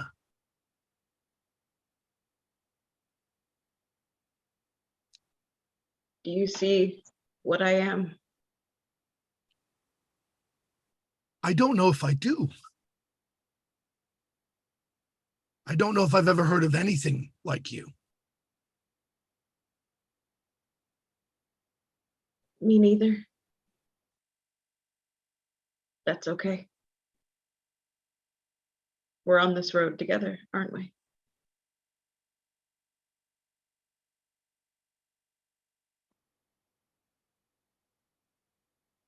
If you want.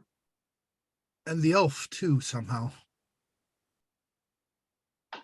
I think at that moment, Abellus just sort of turns and is leaving. Back into the tunnel, at least. Okay. He's not ready yet. And that's okay, too. Feels like an important part of what just happened. Some of us have a little bit more time than others.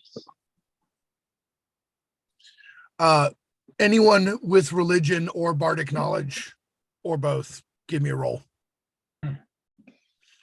Cool. It's an 18. And Abellus is going to dismiss his familiar on his way out. That's a 19. You can sort of feel it pouting as it goes. Yeah, Oldie would probably see. He doesn't even look at it. Just as he walks past them, he just like waves his hand and they just sort of fall apart into the same sort of petals. And Oldie sees its face as he does so, and it's pouting. It's like, really? That's kind of a dick move. I got a 30 on my religion roll. Okay, so we have a 30, an 18. What And did a you get? 19. Yeah, I have a plus 11 and I rolled a 19. Nice. Okay, so 30, 18, and 19. 19. Okay. All of those are actually good enough to realize that pretty obviously there was more than one god at work. It was the grand majority of Luka's power and Luka's connection to Kaela that allowed it to be possible at all. But there was also the fact of the favor the party did for Spring. Mm-hmm. And that they chose to use the favor that they got also in the service of Spring. Mm-hmm. And there does seem to be some sort of causal factor with Abellus and his speech and the butterflies. I'm just saying there's a connection. Yeah. Oh no, it's definitely coincidence. Oh yeah, Really? the chip on his shoulder's an entire damn mountain. So And So the other deity involved would definitely be Yura, the East Wind, the goddess of spring. So while Luka, which also makes sense because Kale is redemptive but rarely transformative. I know Justina has something. Yes, Justina. While all the magical contemplative types are doing all this emotional stuff, I'm checking the treasure chest. Thank you. I was trying to get there. Kole was just gonna go to Florenta.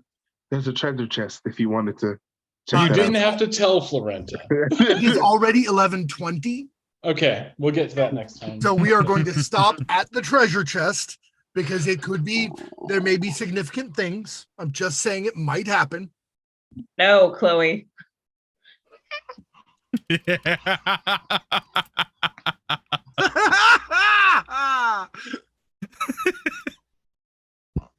One day it will be. One day I'm sure it will be. They try to make a treasure chest amendment? Because Mhm. no, Yes. Yeah. absolutely not. That is exactly what they tried to do. Yes. It's fine. I'm a thief from old school D&D, okay? This is not... Not my first rodeo. We do not touch that shit until we're sure. Yeah, so... Oh, wow. Yeah, we will end there for the night as you deal with the Crimson Red Fairy Dragon, which is the youngest of the fairy dragons, of course, because as they get older, they go through the color spectrum. The eldest fairy dragons are violet. You have a fairy dragon And baby. it might not have been possible to redeem this individual if there had not been the possibility of transformative magic involved as well, because of the nature of how chromatic dragons are made in this world. Nice.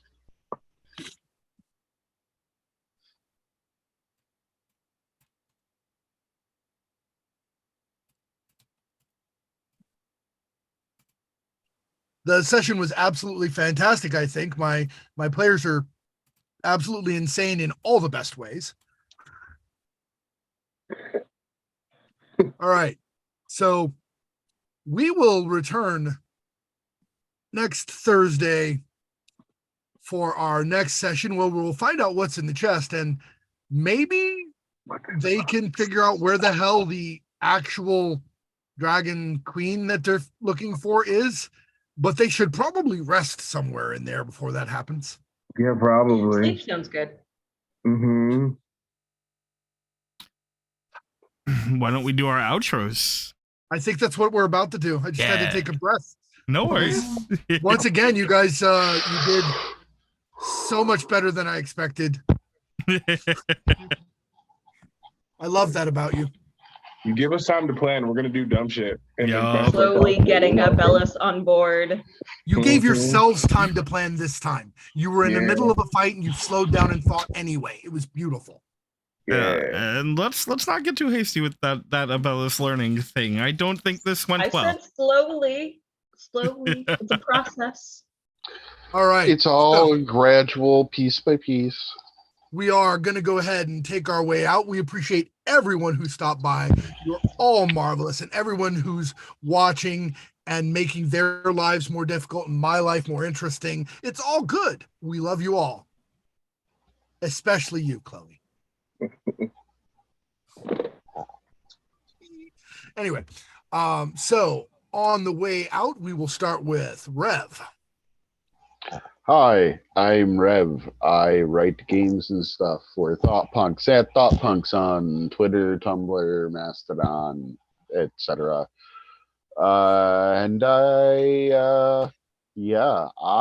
Oldie is riding high right now. He feels like he is like an epic badass, and with that sequence that he had, just extremely effective.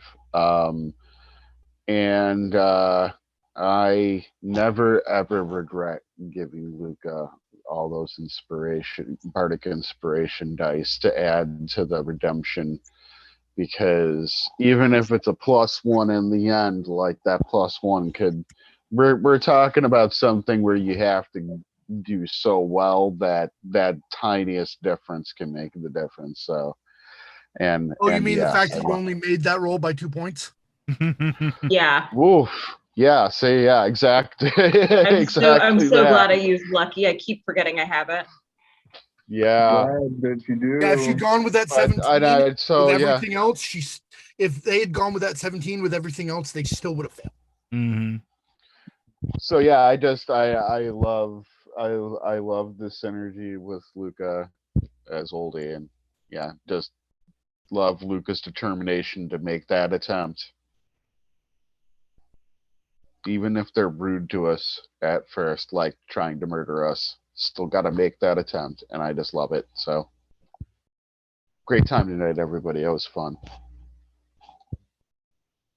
You Bear. Oh, me? Yeah, you. Oh, hi. I'm Q.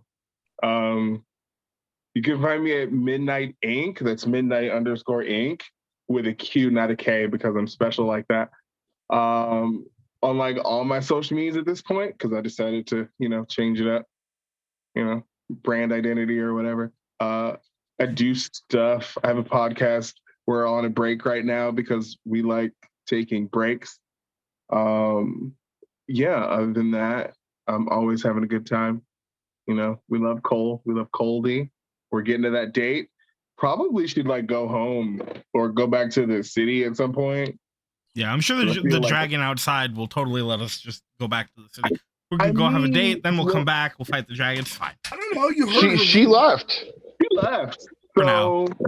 And we're fairly certain the crown is probably under the city. So maybe no. But anyway, yeah. Always a good time. So glad we get to do this. I love you all so much. All right. Beastie, Del. Hello. I am Del, Beastie. I play Luka, the best little Vembo, who definitely believes that there is redemption in everything, especially for them.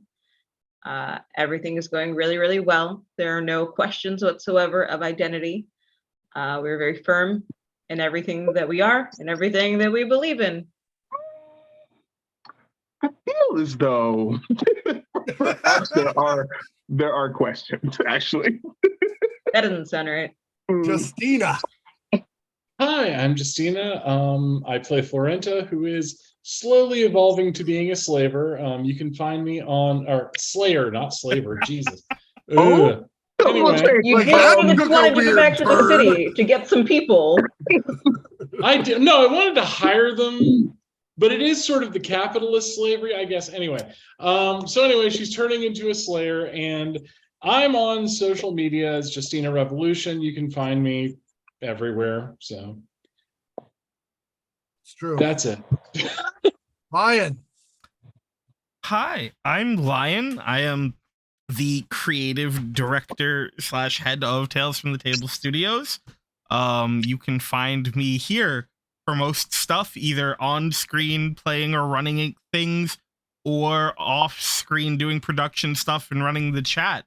You can find me over on Twitter at TheLionKnight42, and I will do my spiel after, but I played Abellus, who today decided to do something different and immediately was reminded of why he doesn't do that. Fair. I am Jack. At Jack Gogsbane on Twitter. Jack the Giant Killer of Gods and Game Masters. You can find me. You can find all my links if you're interested. What I really want to point out is I am the creator of the world of the successor states of Rega, the planet of Telus, and all of my PDFs for this world, including the Gods of Rega collection, Ars Artifactsum with magic items, Spells of Eloquence with my bardic subclass that Rev is currently playing, and some really good spells, and the Beastkin Vampire supplement are all part of a bundle which is half the price of all those things put together until January. So look me up, head to drive through and get that. Happy holidays. Happy holidays. The holiday That special. too. And Holiday with that, I will go on my quick little spiel. And after that, we're going to raid Girls Run These Worlds because they're amazing and we love them. First, if you enjoyed what you saw here tonight, you can find more of it by being back here on Thursdays to check this out. We'll be back next Thursday with another episode. We're also going to be here on Monday with a new episode of A Crumbling Foundation, an SCP-themed actual play, which I run. We're on episode 4. We're coming up on episode 4 now. Things are getting absolutely insane. Quite literally absolutely insane. Check that out as well. You can also come hop into our Discord, because we have a Discord where you can find all these amazing people and more. Great creative minds, great players, great GMs, awesome people. We just hang out. We talk about some great stuff. We've been talking about leverage a lot recently and may potentially have a leverage game that just started coming together here tonight at the start of the episode. So that's cool. Maybe we'll have more on that soon. Yes, we have Artisan. Always good. We have community games that we have like 2 community games that are running right now. We're gonna have more coming in the near future. We're gonna be having events. There's a bunch of cool stuff. It's gonna be a lot of fun. Also, if you want to support us, you can do that over on Ko-Fi. The link should be below. Our tiered memberships offer a lot of cool things at different levels. You can get naming rights to NPCs, locations, access to behind the scenes videos, at the highest level. Every month, one person gets randomly selected, and we will build a character for you, including art, which is pretty neat. All our art right now is done in-house by the amazing Miss Moon. If you want, you can also check out our Ko-Fi for free stuff, because we have cool free stuff too. You can find stuff like maps. We have maps right now. We're also going to have some updates coming up soon on our shows and some projects that are currently in pre-production that we're going to be talking about soon. So that's really exciting. And next week, it was supposed to be this week, but I had some things that held me back. But next week, we will be releasing for free over on the Ko-Fi One Night at Ollie's, a Kids on Bikes module themed after Five Nights at Freddy's.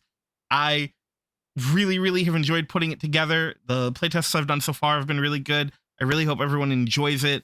And I think I've hit everything for tonight.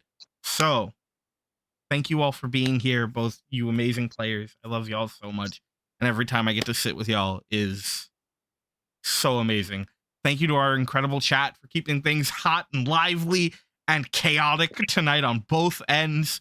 We love you all. Take care of yourselves, and always remember to tell your tales. We'll see you again soon. Bye. I'm gonna do the cue heart tonight. Yeah, tiny heart.